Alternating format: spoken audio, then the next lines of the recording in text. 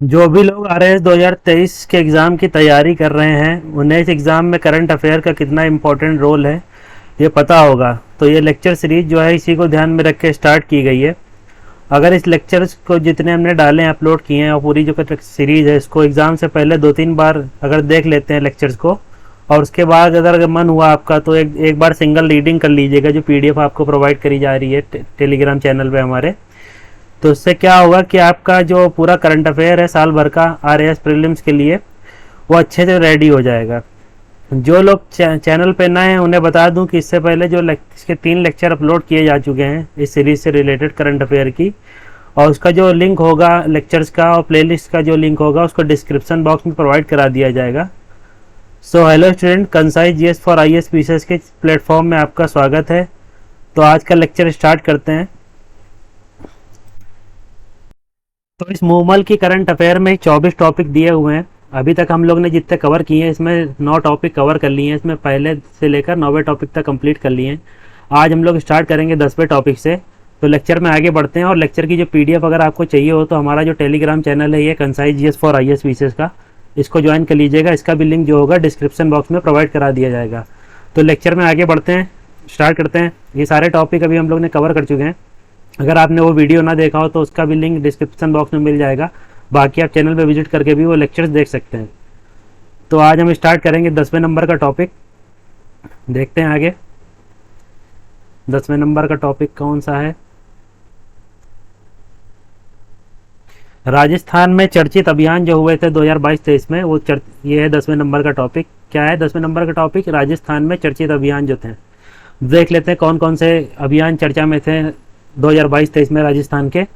तो देखते हैं पहला अभियान कौन सा दिया है, सिंचाई मित्र मिशन। पहला क्या दिया है? सिंचाई मित्र मिशन।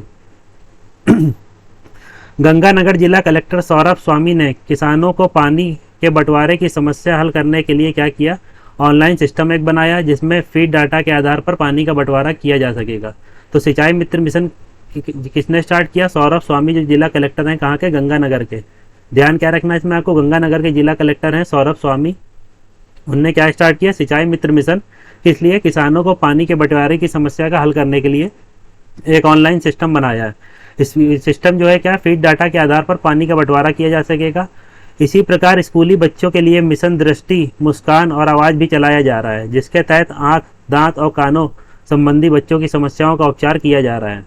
तो ये चीज़ ध्यान में रखिएगा। क्या क्या? सिंचाई मित्र मिशन स्टार्ट किसके द्वारा किया गया? सौरभ स्वामी, जो जिला कलेक्टर हैं गंगानगर के। और किस लिए किया गया? किसानों को पानी की समस्या जो होती है उसके बंटवारे के लिए, और जिसमें डाटा फीड होगा इसमें ऑनलाइन माध्यम में, उसके आधार पर पानी का बंटवारा किया जाएगा। नेक्स्ट देखते हैं कौन सा टॉपिक दिया है। नेक्स्ट है हर घर पंचायत अभियान। नेक्स्ट कौन सा है चर्चित अभियान? हर घर पंचायत अभियान। तो सामाजिक न्याय एवं अधिकारिता मंत्री कौन? टीकाराम जूली। सामाजिक न्याय और अधिकारिता मंत्री कौन है? टीकाराम जूली ने 15 जनवरी 2023 को अलवर जिले में हर घर पंचायत अभियान शुभारंभ किया है। तो इसमें ध्यान क्या क्या रखना है? हर घर पंचायत अभियान कहाँ से शुभारंभ हुआ इसका?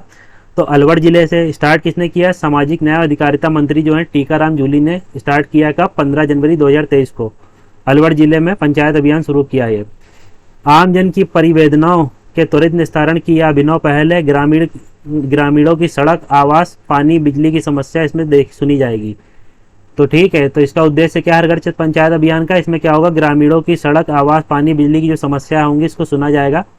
और ये स्टार्ट किसने किया? सामाजिक न्याय अधिकारिता मंत्री जो है टीकाराम जूली ने। कहाँ से? अलवर जिले से। तो ये चीज़ ध्यान रखिएगा इस टॉपिक में। नेक्स्ट देखते हैं नेक्स्ट कौन सा टॉपिक है। नेक्स्ट टॉपिक है प्रशासन शहरों के संग अभियान। नेक्स्ट टॉपिक क्या है? प्रशासन शहरों के संग अभियान। तो राज्य के शहरी क्षेत्रों में रहने वाले नागरिकों को राजकीय योजनाओं के माध्यम से लाभान्वित किए जाने एवं उनके प्रतिदिन के कार्य व समस्याओं के त्वरित समाधान के लिए निर्धारित प्रक्रियाओं में सरलीकरण कर राज्य की सभी नगरीय निकायों 2 अक्टूबर 2021 से प्रशासन शहरों के संग अभियान की शुरुआत की गई, जो सितंबर 2023 तक संचालित किया जाएगा। तो इसमें ध्यान क्या क्या रखना है? प्रशासन शहरों के संग अभियान में शहरी क्षेत्रों के लिए, नाम से पता चल रहा होगा आपको, ये 2 अक्टूबर 2021 से स्टार्ट किया गया था और सितंबर 2023 तक चलेगा, मतलब अभी कार्यान्वित है। इसमें क्या है कि राजकीय योजनाओं के माध्यम से जो लाभान्वित किए जाने प्रतिदिन कार्य समस्याओं का त्वरित समाधान के लिए ये लाया गया प्रशासन के संग अभियान। तो ये चीज़ ध्यान में रखिएगा। नेक्स्ट देखिए कौन सा टॉपिक दिया है। नेक्स्ट टॉपिक है मिट्टी बचाओ अभियान। नेक्स्ट टॉपिक कौन सा है, मिट्टी बचाओ अभियान। ईसा फाउंडेशन के संस्थापक कौन, सदगुरु जग्गी। ईसा फाउंडेशन के संस्थापक सदगुरु जग्गी वासुदेव द्वारा चलाया गया वैश्विक जागरूकता अभियान है। तो किसके द्वारा चलाया गया, सदगुरु जग्गी वासुदेव द्वारा चलाया गया अभियान है कौन सा, मिट्टी बचाओ अभियान। और संस्थापक किसके हैं, सदगुरु जग्गी, ईसा फाउंडेशन के। इस अभियान का उद्देश्य क्या है देख लेते हैं। इस अभियान का जो उद्देश्य है, दुनिया भर के अधिक से अधिक लोगों के समर्थन के साथ सरकारों को नीतिगत स्तर पर निर्णय लेने के लिए जागरूक करना। राजस्थान सरकार ने इस अभियान के लिए ईसा फाउंडेशन के साथ एमओयू किया है। एमओयू मतलब होता है मेमोरेंडम ऑफ अंडरस्टैंडिंग, ये दो पक्षों के बीच हस्ताक्षर होता है इसमें। तो एमओयू किया है राजस्थान सरकार और किसके बीच, ईसा फाउंडेशन के साथ। और एमओयू करने वाला राजस्थान देश का दूसरा राज्य बन गया है। तो ये चीज़ ध्यान में रखिएगा। तो इसमें ध्यान क्या क्या रखना, मिट्टी बचाओ अभियान में ईसा फाउंडेशन के संस्थापक सदगुरु जग्गी द्वारा स्टार्ट किया गया। इसका उद्देश्य क्या है, दुनिया भर के अधिक से अधिक लोगों के समर्थन के साथ सरकारों को नीतिगत स्तर पर निर्णय लेने के लिए जागरूक करना। साथ ही इसमें क्या हुआ है, राजस्थान सरकार और ईसा फाउंडेशन के मध्य एक एमओयू साइन हुआ है और राजस्थान ऐसा करने वाला देश का दूसरा राज्य बन गया है। तो ये चीज़ ध्यान में रखिएगा। नेक्स्ट टॉपिक देखते हैं, नेक्स्ट क्या है। नेक्स्ट है निक्षय पोर्टल। नेक्स्ट क्या है, निक्षय पोर्टल। तो राजस्थान में स्वास्थ्य विभाग ने, किसने, स्वास्थ्य विभाग राजस्थान का जो है उसने क्या 15 अगस्त 2022 से 24 अप्रैल 2023 तक के लिए टीबी मुक्त अभियान शुरू किया था। तो निक्षय पोर्टल किस लिए, टीबी मुक्त अभियान के लिए शुरू किया था। किसने, राजस्थान का स्वास्थ्य विभाग है उसने। इस अभियान का उद्देश्य क्या है, राज्य को टीबी मुक्त करना। उद्देश्य क्या है निक्षय पोर्टल का, राज्य को टीबी मुक्त करना। केंद्र सरकार ने देश को वर्ष कौन से वर्ष में देख लेते हैं आगे। केंद्र सरकार ने देश को वर्ष 2025 तक क्या है, टीबी मुक्त करने का लक्ष्य रखा है। उसी के तहत राज्य सरकार ने स्टार्ट किया है निक्षय पोर्टल का, जिसका उद्देश्य क्या है कि टीबी मुक्त करना राजस्थान को। मारे गांव टीबी ना पसारे, ये इसका स्लोगन है। क्या है, मारे गांव टीबी ना पसारे पाँव, तो ये इसका स्लोगन है। तो ये ध्यान में रखिएगा। नेक्स्ट देखते हैं, नेक्स्ट कौन सा टॉपिक है, भविष्य की उड़ान। नेक्स्ट कौन सा अभियान है, भविष्य की उड़ान। ये किस लिए लाया गया, लड़कियों को लड़कों के समान करियर में आगे बढ़ाने के अवसर देकर उन्हें आत्मनिर्भर बनाने के लिए। कहाँ से, सवाई माधोपुर से यह अभियान शुरुआत हुई है। भविष्य की उड़ान जो अभियान है किस लिए लाया गया है, लड़कियों को लड़कों के समान करियर में आगे बढ़ने के अवसर देकर उन्हें आत्मनिर्भर बनाने के लिए। इस अभियान के अंतर्गत सवाई माधोपुर जिले में 55,000 बालिकाओं को प्रतियोगी परीक्षाओं की तैयारी करने के लिए अवसर उपलब्ध कराया जाएगा। तो ये चीज़ ध्यान में रखिएगा। तो इस अभियान के तहत क्या है, 55,000 बालिकाओं को प्रतियोगी परीक्षाओं में तैयारी करने के लिए अवसर उपलब्ध कराया जाएगा। और कहाँ से स्टार्ट हुआ है, सवाई माधोपुर से। अभियान का नाम क्या है, भविष्य की उड़ान। तो ये ध्यान में रखिएगा, लड़कियों को लड़कों के समान करियर ऑप्शन चूज करने के लिए स्टार्ट किया गया है। तो ये देख लेते हैं। नेक्स्ट देखते हैं आप कौन सा है। नेक्स्ट टॉपिक है क्या, निक्षय कवच योजना। नेक्स्ट कौन सा टॉपिक है, निक्षय कवच योजना। तो इसमें देख लेते हैं क्या दिया हुआ है। निक्षय कवच योजना में क्या है कि राज्य के टीबी रोगियों को संबल और सामाजिक सहयोग उपलब्ध कराने के लिए राज्य सरकार द्वारा जन सहयोग प्राप्त करने के उद्देश्य से शुरू किया गया। तो निक्षय कवच योजना क्या है कि इसके तहत क्या है कि राज्य के टीबी रोगियों को सामाजिक सहयोग उपलब्ध कराने के लिए राज्य सरकार द्वारा सहयोग प्राप्त करने के उद्देश्य से इसका स्टार्ट किया गया। इससे पहले जो भी हमने पढ़ा था निक्षय पोर्टल का भी राज्य में टीबी मुक्त अभियान स्टार्ट किया गया था निक्षय पोर्टल द्वारा। यह निक्षय कवच योजना, इसके तहत क्या है, टीबी रोगी जो है उनको राज्य सरकार द्वारा जन सहयोग प्राप्त करने के उद्देश्य से इसको स्टार्ट किया गया है। तो इस टॉपिक में इतना ही था। नेक्स्ट देखते हैं कौन सा टॉपिक है, मिशन सुरक्षा चक्र अभियान। मिशन सुरक्षा चक्र अभियान में क्या दिया है, बाड़मेर जिले में 6 माह से 19 वर्ष तक के बालक बालिकाओं की एनीमिया जांच के लिए चलाया गया है। मिशन सुरक्षा चक्र अभियान किस लिए स्टार्ट किया गया है, तो 6 माह से 19 वर्ष तक की जो बालक बालिका हैं बाड़मेर जिले के, उनके लिए एनीमिया की जांच के लिए चलाया गया अभियान ये मिशन सुरक्षा चक्र अभियान। नेक्स्ट देखते हैं, नेक्स्ट कौन सा टॉपिक है। नेक्स्ट है रानी लक्ष्मीबाई आत्मरक्षा प्रशिक्षण। नेक्स्ट है रानी लक्ष्मीबाई आत्मरक्षा प्रशिक्षण। ये किस लिए स्टार्ट किया गया, इस अभियान के तहत प्रदेश की 2 लाख बालिकाओं को आत्मरक्षा का प्रशिक्षण दिया जाएगा। तो रानी लक्ष्मीबाई आत्मरक्षा प्रशिक्षण किस लिए, प्रदेश की 2 लाख बालिकाएं जो हैं उनको आत्मरक्षा का प्रशिक्षण दिया जाएगा। इस अभियान का उद्देश्य है। नेक्स्ट देखते हैं कौन सा अभियान दिया हुआ है। नेक्स्ट जिसका नाम अभियान का है वो है नाबालिग भिक्षावृत्ति मुक्त अभियान। नेक्स्ट क्या है, नाबालिग भिक्षावृत्ति मुक्त अभियान। तो ये पुलिस कमिश्नर जो जोधपुर के हैं उनके द्वारा चलाया गया जोधपुर में जिले में जो बच्चों को भिक्षावृत्ति से मुक्ति के लिए चलाया गया अभियान है। तो नाबालिग भिक्षावृत्ति मुक्त अभियान से नाम से आपको पता चल रहा होगा, भिक्षावृत्ति से मुक्ति के लिए चलाया गया अभियान है। और ये जो अभियान है पुलिस कमिश्नर जो है जोधपुर के द्वारा चलाया गया है, तो ये चीज़ ध्यान रखिएगा। और कहाँ पे स्टार्ट हुआ है, जोधपुर जिले में स्टार्ट किया गया इसको, तो इतनी चीज़ ध्यान में रखिएगा इससे रिलेटेड। नेक्स्ट देखते हैं, नेक्स्ट क्या दिया है। नेक्स्ट है शुद्ध के लिए युद्ध मुखबिर योजना। नेक्स्ट क्या है, शुद्ध के लिए युद्ध मुखबिर योजना। तो देख लेते हैं इस योजना में क्या है। राज्य सरकार ने प्रदेशवासियों को मिलावट से बचाकर गुणवत्ता युक्त खाद्य पदार्थ उपलब्ध कराने के उद्देश्य से यह योजना लागू की है। तो इस योजना का उद्देश्य क्या है, जो मिलावट युक्त पदार्थ जो पहुंचाए जाते हैं मार्केट में, उससे राज्य सरकार ने क्या प्रदेशवासियों को बचाने के लिए यह अभियान शुरुआत की है, शुद्ध से युद्ध मुखबिर योजना। इस योजना के तहत मिलावटी खाद्य पदार्थ बनाने या विक्रय करने के संबंध में सूचना देने वाले जो व्यक्ति होंगे उन्हें क्या किया जाएगा, अनसेफ फूड प्रमाणन पत्र और 51,000 रुपये तथा सब स्टैंडर्ड होने पर 5,000 रुपये का प्रोत्साहन राशि दी जाएगी। तो इसमें क्या आगे क्या दिया है, यह योजना स्वास्थ्य विभाग द्वारा संचालित की जा रही है। शुद्ध के लिए युद्ध अभियान की शुरुआत राज्य सरकार द्वारा 26 अक्टूबर 2020 से की गई थी। तो शुद्ध के लिए युद्ध मुखबिर योजना में क्या क्या ध्यान रखना है, इस पहले तो ये ध्यान ये रखना है कि ये योजना का संचालन किसके द्वारा किया जा रहा है, तो स्वास्थ्य विभाग जो है राज्य का उसके द्वारा संचालन किया जा रहा है। स्टार्ट कब की गई थी, 26 अक्टूबर 2020 को। इसमें क्या है, जो इसका उद्देश्य क्या था कि गुणवत्ता युक्त खाद्य पदार्थ उपलब्ध कराने, इसका मेन उद्देश्य है जो मिलावट करते हैं उनको पकड़ना मुखबरी के माध्यम से। तो जो भी सूचना देगा इन सब रिलेटेड चीज़ों की, तो उसको क्या है, एक अनसेफ फूड प्रमाण पत्र मिलेगा, साथ ही 51,000 रुपये की राशि मिलेगी। और सब स्टैंडर्ड कैटेगरी की अगर कोई जानकारी देता है, सूचना देता है, तो उसको 5,000 रुपये तक का प्रोत्साहन राशि प्राप्त कराई जाएगी। तो ये चीज़ ध्यान रखिएगा। आगे देखते हैं कौन कौन से अभियान दिए हुए हैं। आगे देखते हैं पहले नंबर में क्या दिया है, गोद भराई समारोह। क्या है, गोद भराई समारोह। तो गोद भराई समारोह कौन से स्थान से स्टार्ट किया गया, दौसा से। कहाँ से, दौसा से गोद भराई समारोह का स्टार्ट किया गया है। प्रधानमंत्री मातृ वंदना योजना के तहत गर्भवती महिलाओं के लिए पोषण किट प्रदान करने हेतु दौसा में चलाया गया यह कार्यक्रम है। गोद भराई समारोह किस लिए स्टार्ट किया गया, प्रधानमंत्री मातृ वंदना योजना थी, उसके तहत क्या है, गर्भवती महिलाओं के लिए पोषण किट प्रदान करने हेतु दौसा में चलाया गया कार्यक्रम है।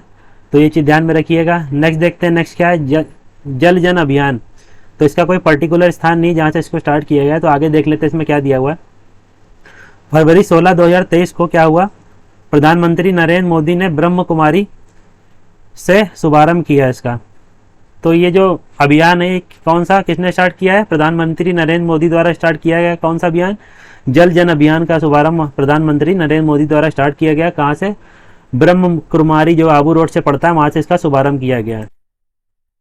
तो इस अभियान से रिलेटेड कुछ और चीज़ जान लेते हैं। जैसे ये जो अभियान है, जो जल जन अभियान, ये ब्रह्म कुमारी संस्था और जल शक्ति मंत्रालय द्वारा संयुक्त रूप से शुरू किया गया। किसके किसके द्वारा, जल शक्ति मंत्रालय द्वारा और कौन सी, ब्रह्म कुमारी संस्था है जो उसके द्वारा संयुक्त रूप से इसको स्टार्ट किया गया।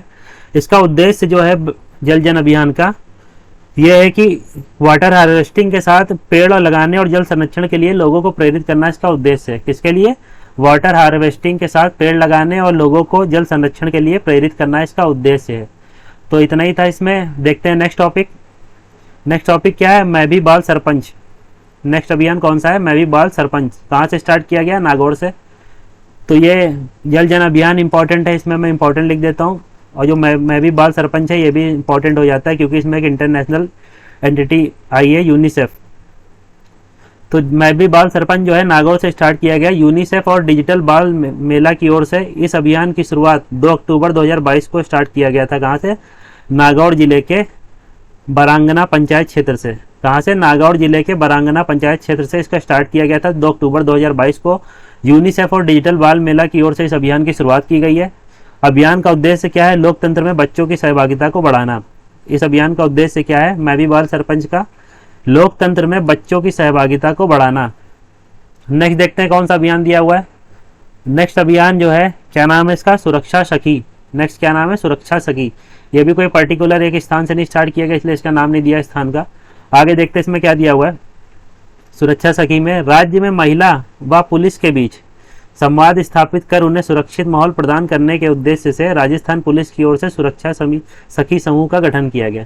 तो सुरक्षा सखी अभियान जो है वो किसके द्वारा स्टार्ट किया गया? राजस्थान पुलिस द्वारा। इसके द्वारा क्या होगा? सुरक्षा सखी समूह स्थापित किए जाएंगे और इसका उद्देश्य क्या होगा? राज्य में जो महिला व पुलिस के बीच संवाद स्थापित कर उन्हें सुरक्षित माहौल प्रदान करना।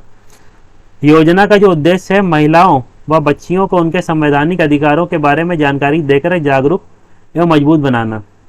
तो योजना का मेन उद्देश्य क्या है कि महिलाओं और बच्चियां जो हैं उनके संवैधानिक अधिकारों के बारे में जानकारी देना और जागरूकता उनमें पैदा करना। तो ये इसका मेन उद्देश्य है सुरक्षा सखी अभियान का। नेक्स्ट देखते हैं, नेक्स्ट क्या है, ये भी इंपॉर्टेंट है आपका सुरक्षा सखी अभियान। नेक्स्ट देखते हैं, नेक्स्ट है समझ स्पर्श रहित सुरक्षित बचपन अभियान। नेक्स्ट क्या है? समझ स्पर्श रहित सुरक्षित अभियान। ये कहाँ से स्टार्ट किया गया? दौसा से। देख लेते हैं आगे क्या दिया इसमें। दौसा जिले में संचालित अभियान जिसके माध्यम से 16 जुलाई 2022 को, क्या 16 जुलाई 2022 को दौसा जिले से संचालित हुआ था यह अभियान। अभियान का नाम क्या है? समझ स्पर्श रहित सुरक्षित बचपन अभियान को सरकारी व गैर सरकारी स्कूलों के करीब 3.5 लाख छात्र छात्राओं को गुड टच और बैड टच के बारे में जागरूक किया जाना। तो ये क्या है इस अभियान का उद्देश्य?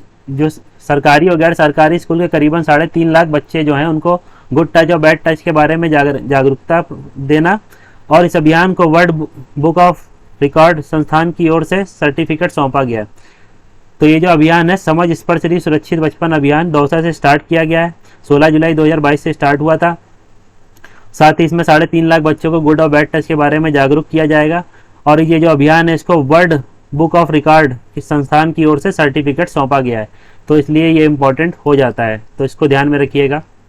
नेक्स्ट देखते हैं क्या है। नेक्स्ट है ऑपरेशन खुशी। नेक्स्ट क्या है? ऑपरेशन खुशी। इसका स्टार्ट कहाँ से किया गया था ऑपरेशन खुशी को? जयपुर से। जयपुर शहर को बाल श्रम से मुक्त करवाने के लिए जयपुर पुलिस द्वारा 1 नवंबर से 31 दिसंबर 2022 तक, कब से कब तक? 1 नवंबर से 31 दिसंबर 2022 तक जयपुर शहर में जयपुर पुलिस द्वारा ऑपरेशन खुशी संचालित किया गया। और यह अभियान जो है किस लिए है? मानव तस्करी विरोधी यूनिट जयपुर की जो है वह गैर सरकारी संगठन बचपन बचाओ आंदोलन समिति द्वारा संचालित किया गया है। तो किसके किसके द्वारा यह अभियान? मानव तस्करी विरोधी यूनिट जो है जयपुर की, और साथ ही गैर सरकारी संगठन जो है बचपन बचाओ आंदोलन समिति द्वारा चलाया गया है। तो ये चीज़ ध्यान में रखिएगा। नेक्स्ट देखते हैं, नेक्स्ट क्या है? हमारा स्वास्थ्य हमारी जिम्मेदारी। नेक्स्ट क्या है? हमारा स्वास्थ्य हमारी जिम्मेदारी। राजस्थान प्रदेश में स्टार्ट किया गया। इसमें देख लेते क्या है। राज्य सरकार ने निरोगी अभियान के अंतर्गत वेक्टर बॉर्न बीमारियों के नियंत्रण एवं रोकथाम के लिए प्रदेश में 14 नवंबर से 28 नवंबर 2022 तक हमारा स्वास्थ्य हमारी जिम्मेदारी अभियान का संचालन किया गया। तो ये किस लिए स्टार्ट किया गया? ये हमारा स्वास्थ्य हमारी जिम्मेदारी अभियान राज्य सरकार जो है उसने निरोगी अभियान के अंतर्गत क्या किया है? वेक्टर बॉर्न जो बीमारियां हैं उसके नियंत्रण और रोकथाम के लिए। कौन सी बीमारी के लिए? वेक्टर बॉर्न बीमारियां जो हैं उसके नियंत्रण और रोकथाम के लिए। कब? 14 नवंबर से बाल दिवस जो होता है और 28 नवंबर 2022 तक का हमारा स्वास्थ्य हमारी जिम्मेदारी अभियान स्टार्ट किया है। यह अभियान जो है मच्छर जनित डेंगू रोग, मलेरिया, चिकनगुनिया के खिलाफ चलाया गया है। तो यह अभियान मच्छर जनित जो रोग हैं डेंगू, चिकनगुनिया, मलेरिया, इसके खिलाफ भी चलाया गया है। तो ये चीज़ ध्यान में रखिएगा। नेक्स्ट देखते हैं, नेक्स्ट कौन सा है? मिशन निर्यातक बनो। नेक्स्ट अभियान कौन सा है? मिशन निर्यातक बनो। देख लेते हैं इसमें क्या दिया गया। राजस्थान में स्टार्ट किया गया है। 29 जुलाई 2022 को उद्योग मंत्री प्रसादी लाल मीणा द्वारा निर्यातक बनो मिशन की शुरुआत की गई है। जो राज्य के उद्योग मंत्री है कौन? प्रसादी लाल मीणा द्वारा निर्यातक बनो मिशन की शुरुआत की गई है। उद्योग विभाग द्वारा संचालित इस मिशन में ऐसे व्यापारी व उत्पाद विक्रेताओं को प्रोत्साहित किया जाएगा जो निर्यात के इच्छुक हैं। तो ये चीज़ ध्यान में रखिएगा। जैसा आपको नाम से पता चल रहा होगा, जो निर्यात के इच्छुक हैं व्यापारी या उत्पाद निर्माता, उनको प्रोत्साहित किया जाएगा। और स्टार्ट कब हुआ था केवल ये ध्यान में रख लीजिएगा। 29 जुलाई डेट ना ध्यान रखिएगा, 2022 जुलाई ध्यान रख लीजिएगा। और ये जो है किसके द्वारा? उद्योग मंत्री प्रसादी लाल मीणा द्वारा स्टार्ट किया गया था। तो इतना ध्यान में रखिएगा। नेक्स्ट देखते हैं बाल विवाह मुक्त भारत अभियान। बाल विवाह मुक्त भारत अभियान, तो ये भारत अभियान है बाल विवाह मुक्त, इसलिए इंपॉर्टेंट है। देख लेते हैं आगे इसमें क्या दिया हुआ है। नोबेल पुरस्कार से सम्मानित कौन? कैलाश सत्यार्थी के नेतृत्व में बाल विवाह मुक्त भारत अभियान की शुरुआत राजस्थान के नवरंगपुर गांव से स्टार्ट हुई थी। तो ये इंडिया लेवल का है और शुरुआत इसकी राजस्थान के नवरंगपुर से हुई है, इसलिए ये राजस्थान के लिए इंपॉर्टेंट हो जाता है। और किसके द्वारा स्टार्ट किया गया? कैलाश सत्यार्थी जी जो है नोबेल पुरस्कार विजेता रहे हैं, उनके द्वारा स्टार्ट किया गया है। कहाँ से? नवरंगपुरा गांव से, जयपुर के, वहाँ से इसको स्टार्ट किया गया है। इसके तहत क्या होगा? देश भर के 26 राज्यों में 500 से अधिक जिले में करीब 10,000 गांवों की 70,000 से अधिक महिलाओं और बच्चों की अगुवाई में जागरूकता कार्यक्रम आयोजित कर दीप जलाया और कैंडल मार्च निकाला गया। तो इसके तहत कितने? देश भर के 26 राज्यों में 500 से अधिक जिले, करीब 10,000 गाँवों में और 70,000 से अधिक महिलाओं और बच्चों की अगुवाई में जागरूकता कार्यक्रम स्टार्ट किया गया था। और ये जागरूकता कार्यक्रम किसके नेतृत्व में स्टार्ट हुआ था? कैलाश सत्यार्थी के। ठीक है, तो इतनी चीज ध्यान में रखिएगा। और राजस्थान के नवरंगपुरा गांव जो जयपुर में पड़ता है, वहां से इसका स्टार्ट हुआ था। नेक्स्ट देखते हैं, नेक्स्ट क्या है? नेक्स्ट अभियान है ऑपरेशन चक्रव्यूह अभियान। नेक्स्ट कौन सा है? ऑपरेशन चक्रव्यूह अभियान। कहाँ से? बीकानेर, राजस्थान के बीकानेर से स्टार्ट हुआ है। ये किस लिए ऑपरेशन चक्रव्यूह अभियान? तो ये है मादक पदार्थों की तस्करी करने के लिए पुलिस प्रशासन द्वारा संचालित किया गया अभियान है। तो मादक पदार्थों की जो तस्करी होती है उसको रोकथाम के लिए पुलिस प्रशासन द्वारा अभियान का संचालन किया गया था। कौन सा? ऑपरेशन चक्रव्यूह अभियान। कहाँ से? बीकानेर से स्टार्ट किया गया इसको। नेक्स्ट देखते हैं, नेक्स्ट अभियान है बाल आयोग आपके द्वार अभियान।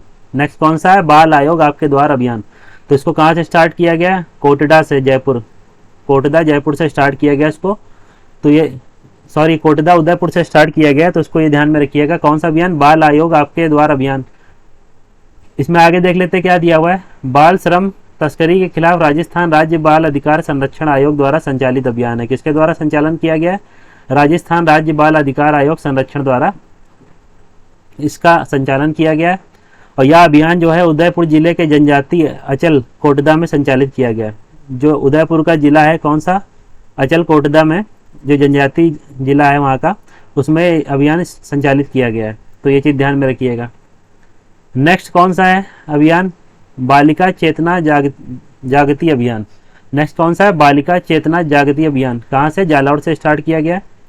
आगे देख लेते हैं इसमें दिया क्या हुआ है। इस अभियान के माध्यम से, कौन सा अभियान? बालिका चेतना जागृति अभियान के माध्यम से स्कूल की बालिकाओं को माहवारी स्वच्छता प्रबंधन के बारे में जानकारी दी गई है। तो इसमें जागरूकता अभियान है एक तरह का। इसमें क्या है? जो स्कूल की बालिकाओं के लिए माहवारी स्वच्छता प्रबंधन के बारे में इसमें जानकारी दी है। कौन से? बालिका चेतना जागृति अभियान में। कहाँ से स्टार्ट किया गया इसको? जालौर से। तो इतनी चीज ध्यान में रखिएगा इसको। नेक्स्ट देखते हैं 13 नंबर, एक पौधा सुपोषित बेटी के नाम। नेक्स्ट अभियान कौन सा? एक पौधा सुपोषित बेटी के नाम। तो ये कहाँ से? बीकानेर से इसका स्टार्ट किया गया है। बीकानेर द्वारा बालिकाओं को एनीमिया मुक्त करने के लिए संचालित किया गया है, जिसमें 60,000 से अधिक बालिकाओं को सहजन के पौधे वितरित किए गए हैं। तो बीकानेर द्वारा बालिकाओं को जो एनीमिया मुक्त करने के लिए संचालित किया गया अभियान, कौन सा? एक पौधा सुपोषित बेटी के नाम अभियान। इसका उद्देश्य क्या है? जो एनीमिया मुक्त करना, और जिसमें क्या हुआ? 60,000 से अधिक बालिकाओं को सहजन का जो पेड़ होता है उसको वितरित किया गया। साथ ही इसमें आगे देखते हैं, इस अभियान के तहत क्या है? जिले में 2.5 लाख बालिकाओं को हीमोग्लोबिन की जांच की गई है। इस अभियान के तहत कौन सा? एक पौधा सुपोषित बेटी के नाम अभियान के तहत 2.5 लाख बालिकाओं को जो जिले के तहत बीकानेर जिले में हीमोग्लोबिन की जांच की गई है। तो ये चीज ध्यान में रखिएगा। नेक्स्ट देखते हैं, नेक्स्ट कौन सा अभियान है? नेक्स्ट अभियान है 14 नंबर, मिशन इंद्रधनुष 4.0। मिशन इंद्रधनुष 4.0 कब से? 7 से 13 फरवरी 2022 में स्टार्ट हुआ था, ये चला था। देख लेते हैं राजस्थान में इसमें क्या क्या दिया हुआ है। राज्य के चिकित्सा एवं स्वास्थ्य विभाग की ओर से 0 से 2 वर्ष तक के जो बच्चे हैं को 9 प्रकार की बीमारियों से बचाने के लिए शुरू किया गया टीकाकरण अभियान है। तो मिशन इंद्रधनुष 4.0 अभियान के लिए टीकाकरण अभियान है। किसलिए? 0 से 2 वर्ष तक के जो बच्चे हैं उनको 9 प्रकार की बीमारियों से सुरक्षित करने के लिए यह अभियान स्टार्ट किया गया है। राज्य के कौन से विभाग की ओर से स्टार्ट किया गया इस अभियान का? तो टीकाकरण अभियान है, तो चिकित्सा स्वास्थ्य विभाग द्वारा स्टार्ट किया गया था। तो ये कनेक्ट कर सकते हैं आप। तो इतनी चीज ध्यान में रखिएगा। बाकी नेक्स्ट देखते हैं कौन सा है। नेक्स्ट है मिशन सुरक्षा चक्र। कहाँ से स्टार्ट किया गया? बाड़मेर से। आगे देखते हैं इसमें क्या दिया है। बाड़मेर जिले में एनीमिया व कुपोषण की दर कम करने के लिए संचालित अभियान। किसके लिए? एनीमिया व कुपोषण की दर कम करने के लिए। कौन से जिले में? बाड़मेर जिले में कम करने के लिए संचालित किया गया अभियान है। इसमें क्या है? जिसके तहत क्या होगा? 6 से 19 वर्ष तक के आयु के बालक बालिकाओं में एनीमिया की जांच करने के साथ ही महिलाओं में कुपोषण को दूर करने के लिए हीमोग्लोबिन की गोलियां दी गई हैं।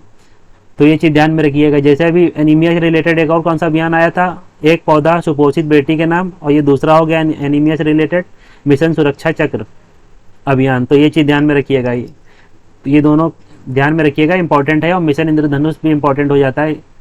तो इसमें मैं लिख दे रहा हूँ जो भी इंपॉर्टेंट है, उसमें आप एक दो बार जरूर फोकस करके और अच्छे से पढ़ लीजिएगा। नेक्स्ट देखते हैं, नेक्स्ट बढ़ते हैं आगे। नेक्स्ट है 16 नंबर, गर्ल फ्रेंडली ग्राम पंचायत अभियान। 16 नंबर कौन सा है, गर्ल फ्रेंडली ग्राम पंचायत अभियान। सितंबर 2022 से स्टार्ट किया गया था। कहाँ, सवाई माधोपुर से। देख लेते हैं इसमें आगे क्या दिया है। राज्य सरकार की महिला अधिकारिता विभाग द्वारा पायलट प्रोजेक्ट के रूप में सवाई माधोपुर की 7 ग्राम पंचायतों को गर्ल फ्रेंडली ग्राम पंचायत के रूप में विकसित किया गया है। किसके द्वारा ये स्टार्ट किया गया, राज्य सरकार की जो महिला अधिकारिता विभाग है उसके द्वारा यह स्टार्ट किया गया है। एक पायलट प्रोजेक्ट है, मतलब अभी इसको शुरुआती तौर पर लॉन्च किया गया, बाद में पूरे राज्य में इसका स्टार्ट किया जाएगा। और पायलट प्रोजेक्ट के रूप में कहाँ से स्टार्ट किया गया, सवाई माधोपुर से। इसके तहत क्या है, 7 ग्राम पंचायतों को क्या किया गया है, गर्ल फ्रेंडली ग्राम पंचायत के रूप में विकसित किया गया है। ऐसी ग्राम पंचायतों में बालिकाओं के लिए सामाजिक माहौल तैयार किया जाएगा और पंचायतों के बजट से बालिकाओं को सभी तरह की सुविधा देने के लिए पूरा विकासात्मक स्ट्रक्चर खड़ा किया जाएगा। तो ये चीज़ ध्यान में रखिएगा। तो ये अभियान कहाँ से स्टार्ट हुआ है, पायलट प्रोजेक्ट के तौर पर सवाई माधोपुर से। कौन से विभाग द्वारा स्टार्ट कराया गया है, महिला अधिकारिता विभाग द्वारा। तो ये चीज़ ध्यान में रख लीजिएगा। और किस लिए, सामाजिक माहौल तैयार करना बालिकाओं के प्रति। तो ये यही चीज़ है इसमें। बाकी देखते हैं नेक्स्ट कौन सा अभियान दिया हुआ है। 17वां नंबर में जो दिया है कौन सा है, मिशन सुरक्षित बचपन। 17वें नंबर में कौन सा अभियान दिया है, मिशन सुरक्षित बचपन अभियान। कहाँ से स्टार्ट किया गया, बूंदी से। देख लेते हैं आगे क्या है इसमें। बूंदी जिले में बालिकाओं के खिलाफ हिंसा की घटनाओं को रोकने के लिए, कहाँ पे, बूंदी जिले में बालिकाओं के खिलाफ जो हिंसात्मक घटनाएं होती हैं उसको रोकने के लिए जिला पुलिस प्रशासन द्वारा संचालित किया गया यह अभियान है। पूर्व में ऑपरेशन समता चलाया गया था, इससे पहले ऑपरेशन समता इससे पहले चलाया गया था, वो भी इसी से रिलेटेड था, हिंसात्मक घटनाओं को रोकने के लिए राज्य में, बूंदी जिले में बालिकाओं के खिलाफ जो होती हैं। कौन से गांव से स्टार्ट की गई बूंदी जिले में, देलुंदा गांव से। तो शुरुआत कहाँ से हुई, बूंदी जिले के देलुंदा गांव से। तो ये चीज़ ध्यान में रखिएगा। नेक्स्ट क्या है, नेक्स्ट है खेजड़ी सहजो अभियान। नेक्स्ट कौन सा है, खेजड़ी सहजो अभियान। तो खेजड़ी सहजो अभियान का स्टार्ट कहाँ से हुआ है, जोधपुर से। जोधपुर में खेजड़ी बचाने को लेकर गहरी फाउंडेशन जयपुर द्वारा संचालित अभियान, जिसके तहत खेजड़ी वृक्ष के साथ सेल्फी लेकर संस्थान को भेजने पर सम्मानित किया गया है। साथ ही लोगों को नई खेजड़ी लगाने के लिए प्रेरित किया गया है। तो खेजड़ी सहजो अभियान, खेजड़ी क्या है, एक तरह का पौधा है। इसके तहत क्या किया गया है कि जोधपुर में जो खेजड़ी वृक्ष है उसको बचाने के लिए कौन सा फाउंडेशन, गहरी फाउंडेशन, जयपुर का जो है गहरी फाउंडेशन, उसके द्वारा यह अभियान संचालित किया गया है। इसके तहत क्या होगा, खेजड़ी वृक्ष के साथ सेल्फी लेकर संस्थान को भेजा जाएगा, उस पर सम्मानित किया जाएगा संस्थान द्वारा, जो भी लोग वृक्ष के साथ फोटो लेकर भेज रहे हैं। तो इतना ही है इसमें, ध्यान क्या रखना है, जोधपुर से स्टार्ट किया गया है। फाउंडेशन कौन सा है, गहरी फाउंडेशन, जयपुर द्वारा संचालित किया गया है। और खेजड़ी वृक्ष के साथ सेल्फी लेकर भेजना है। तो इतना ही था इसमें। देखते हैं नेक्स्ट 19वां कौन सा टॉपिक है, टीबी मुक्त अभियान। 19वां कौन सा है, टीबी मुक्त अभियान। राजस्थान में स्टार्ट किया गया है। संचालित अवधि कब से, 15 अगस्त 2022 से स्टार्ट किया गया था टीबी मुक्त अभियान, और 24 अप्रैल 2023 तक ये चला है। उद्देश्य क्या, जो इसका उद्देश्य जो है भारत को टीबी मुक्त करना 2025 तक, उसी के तहत इस अभियान को शुभारंभ किया गया है राजस्थान सरकार में। अभियान के तहत क्या होगा, मरीजों की पहचान कर उन्हें निश्चित समय पर दवाई उपलब्ध करवाना। तो इसका उद्देश्य क्या है, मरीजों की पहचान करके जो भी टीबी की समस्या से ग्रसित हैं उनको एक निश्चित समय में दवाई उपलब्ध कराना, ये इसका उद्देश्य है। नेक्स्ट देखते हैं नेक्स्ट क्या है। नेक्स्ट है सामाजिक समरसता अभियान। नेक्स्ट क्या है, सामाजिक समरसता अभियान। राजस्थान से स्टार्ट है और शुरुआत क्या कब से हुई है, 17 अगस्त 2022 को।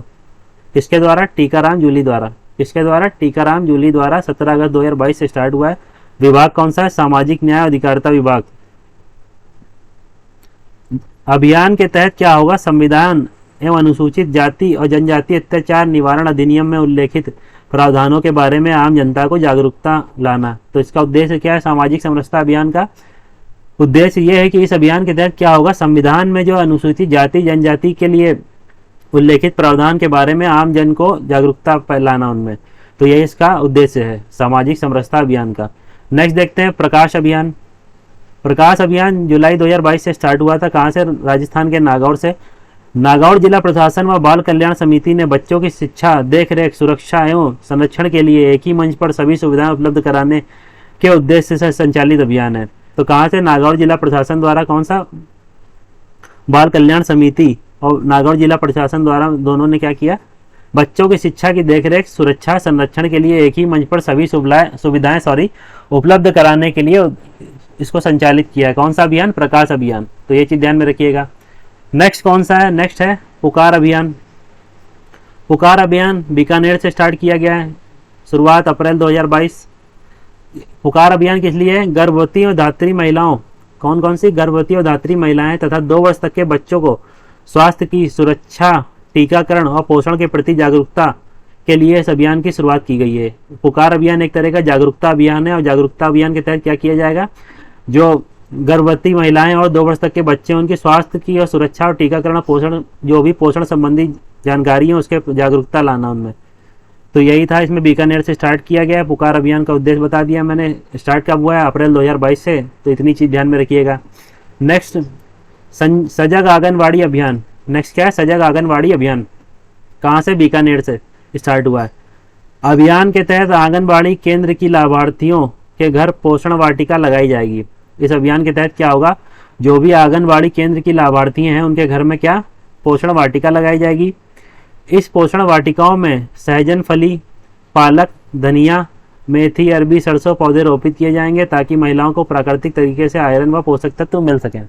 तो सजग आंगनबाड़ी अभियान के तहत क्या किया जाएगा? महिलाओं को अच्छे से आयरन और पोषण तत्व मिल सकें, इसके तहत क्या किया जाएगा? पोषण वाटिका लगाई जाएंगी। पोषण वाटिका का मतलब ये इस प्रकार के पौधे लगाए जाएंगे। कौन कौन से? जैसे सहजन का पौधा हो गया, फली का हो गया, पालक का पौधा, धनिया, मेथी, अरबी, सरसों के पौधे रोपित किए जाएंगे इसके तहत। स्टार्ट कहाँ से हुआ था सजग आंगनबाड़ी अभियान? बीकानेर से। बाकी नेक्स्ट देखते हैं। नेक्स्ट क्या है? राजस्थान शिक्षा के बढ़ते कदम। नेक्स्ट टॉपिक कौन सा है? राजस्थान शिक्षा के बढ़ते कदम। कहाँ से? राजस्थान शिक्षा के बढ़ते कदम ऑब्वियसली राजस्थान से ही स्टार्ट हुआ होगा। देख लेते हैं आगे इसमें क्या दिया हुआ है। कोरोना महामारी के कारण हुए लर्निंग लॉस, कोरोना महामारी के कारण जो लर्निंग लॉस हुआ उसको पूरा करने के लिए शिक्षा सत्र जो 2022-23 का था उसमें कक्षा 1 से लेकर 8 तक के विद्यार्थियों के लिए रेमिडिएशन कार्यक्रम, जिसके तहत क्या है? ब्रिज कोर्स में विद्यार्थियों को दक्षता आधारित, आसान व आनंदपूर्ण शिक्षण विधि के अध्ययन कराया जाएगा। तो ध्यान क्या रखना है? जो लर्निंग लॉस हुआ था कोविड महामारी के दौर पर, उसी के तहत राजस्थान शिक्षा के बढ़ते कदम के 1 से कक्षा 8 तक के विद्यार्थियों को इसका फायदा मिलेगा इस अभियान का। तो इतनी चीज ध्यान में रखिएगा। नेक्स्ट क्या है? सेव द वाटर जागरूकता अभियान। नेक्स्ट कौन सा अभियान है? सेव द वाटर जागरूकता अभियान। नाम से पता चल रहा होगा आपको, वाटर से रिलेटेड है, पानी से रिलेटेड। कहाँ से स्टार्ट हुआ है? राजस्थान। आगे देखते इसमें दिया क्या है? Living peace project foundation. कौन सा फाउंडेशन? नीदरलैंड का एक फाउंडेशन है। कौन सा? Living peace project foundation Netherland का की ओर से क्या स्टार्ट किया गया? 7 जून 2022 को। कब? 7 जून 2022 को वाटर ऑफ ऑल कॉन्फ्रेंस पर द सेव वाटर जागरूकता अभियान आयोजन किया गया। तो कब? लिविंग पीस प्रोजेक्ट फाउंडेशन द्वारा नीदरलैंड का जो है उसके द्वारा 7 जून 2022 को सेव द वाटर जागरूकता अभियान स्टार्ट किया गया। कहाँ पे? राजस्थान में। तो ये चीज ध्यान में रखिएगा। नेक्स्ट है सक्षम अलवर। नेक्स्ट कौन सा है? सक्षम अलवर। तो इसमें सक्षम अलवर में अलवर जुड़ा है तो अलवर से स्टार्ट हुआ इसका। और अलवर जिला प्रशासन द्वारा जो किसके लिए है? ये दिव्यांगों को उनके लिए चलाई जा रही योजनाओं से जोड़ना है। तो सक्षम अलवर का अभियान क्या है? अलवर जिले में जो प्रशासन है उसने क्या किया? जो दिव्यांग लोग हैं उनको जो दिव्यांगों के लिए चलाई जा रही योजनाएं हैं उनसे जोड़ना है, इसका मेन उद्देश्य है। तो ये चीज ध्यान में रखिएगा। नेक्स्ट देखते हैं कौन सा अभियान है? ऑपरेशन समानता। नेक्स्ट कौन सा है? ऑपरेशन समानता अभियान। कहाँ से स्टार्ट किया गया? बूंदी जिले से। बूंदी जिले का प्रशासन द्वारा ये चलाया गया अभियान, जिसके तहत क्या होगा? थाना स्तर पर बीट कांस्टेबल को अपने क्षेत्र में ऐसे गांवों को चिन्हित करना है जहां दलित दूल्हे को घोड़ी पर बैठने नहीं दिया गया हो।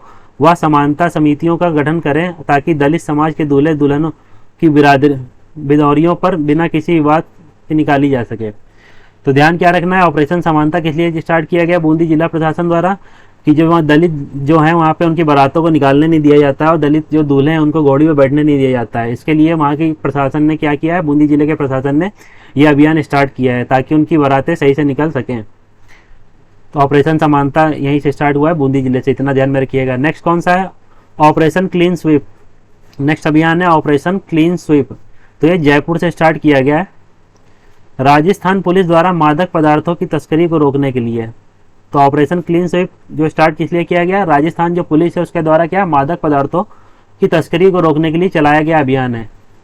कहाँ से, जयपुर में स्टार्ट हुआ है ऑपरेशन क्लीन स्वीप, किस लिए, मादक पदार्थों की तस्करी को रोकने के लिए। नेक्स्ट अभियान है ऑपरेशन संबल, नेक्स्ट क्या है ऑपरेशन संबल, स्टार्ट कहाँ से किया गया, जयपुर से। राज्य सरकार द्वारा चलाई जा रही सामाजिक सुरक्षा से जुड़ी विभिन्न योजनाओं में पात्र लोगों को शामिल करने के लिए जयपुर जिला प्रशासन द्वारा संचालित अभियान है। इसके तहत ऐसे लोगों की पहचान कर उन्हें योजनाओं से जोड़ना है जो पात्र हैं और किसी कारण से योजना से जुड़ नहीं पा रहे हैं।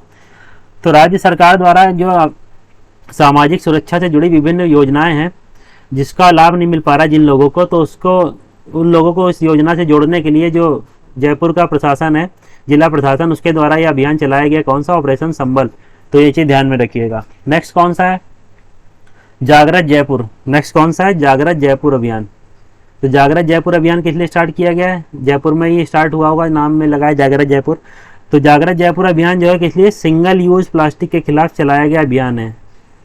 जागृत जयपुर अभियान किस लिए, सिंगल यूज प्लास्टिक के खिलाफ चलाया गया अभियान है। तो ये चीज ध्यान में रखिएगा। कभी पॉल्यूशन पे अगर आपको राजस्थान पे लिखने पे आए आंसर राइटिंग में, तो आप ये अभियान का कोट कर सकते हैं, जागृत जयपुर अभियान का, सिंगल यूज प्लास्टिक के लिए। नेक्स्ट देखते हैं, नेक्स्ट कौन सा है अभियान, शक्ति अभियान।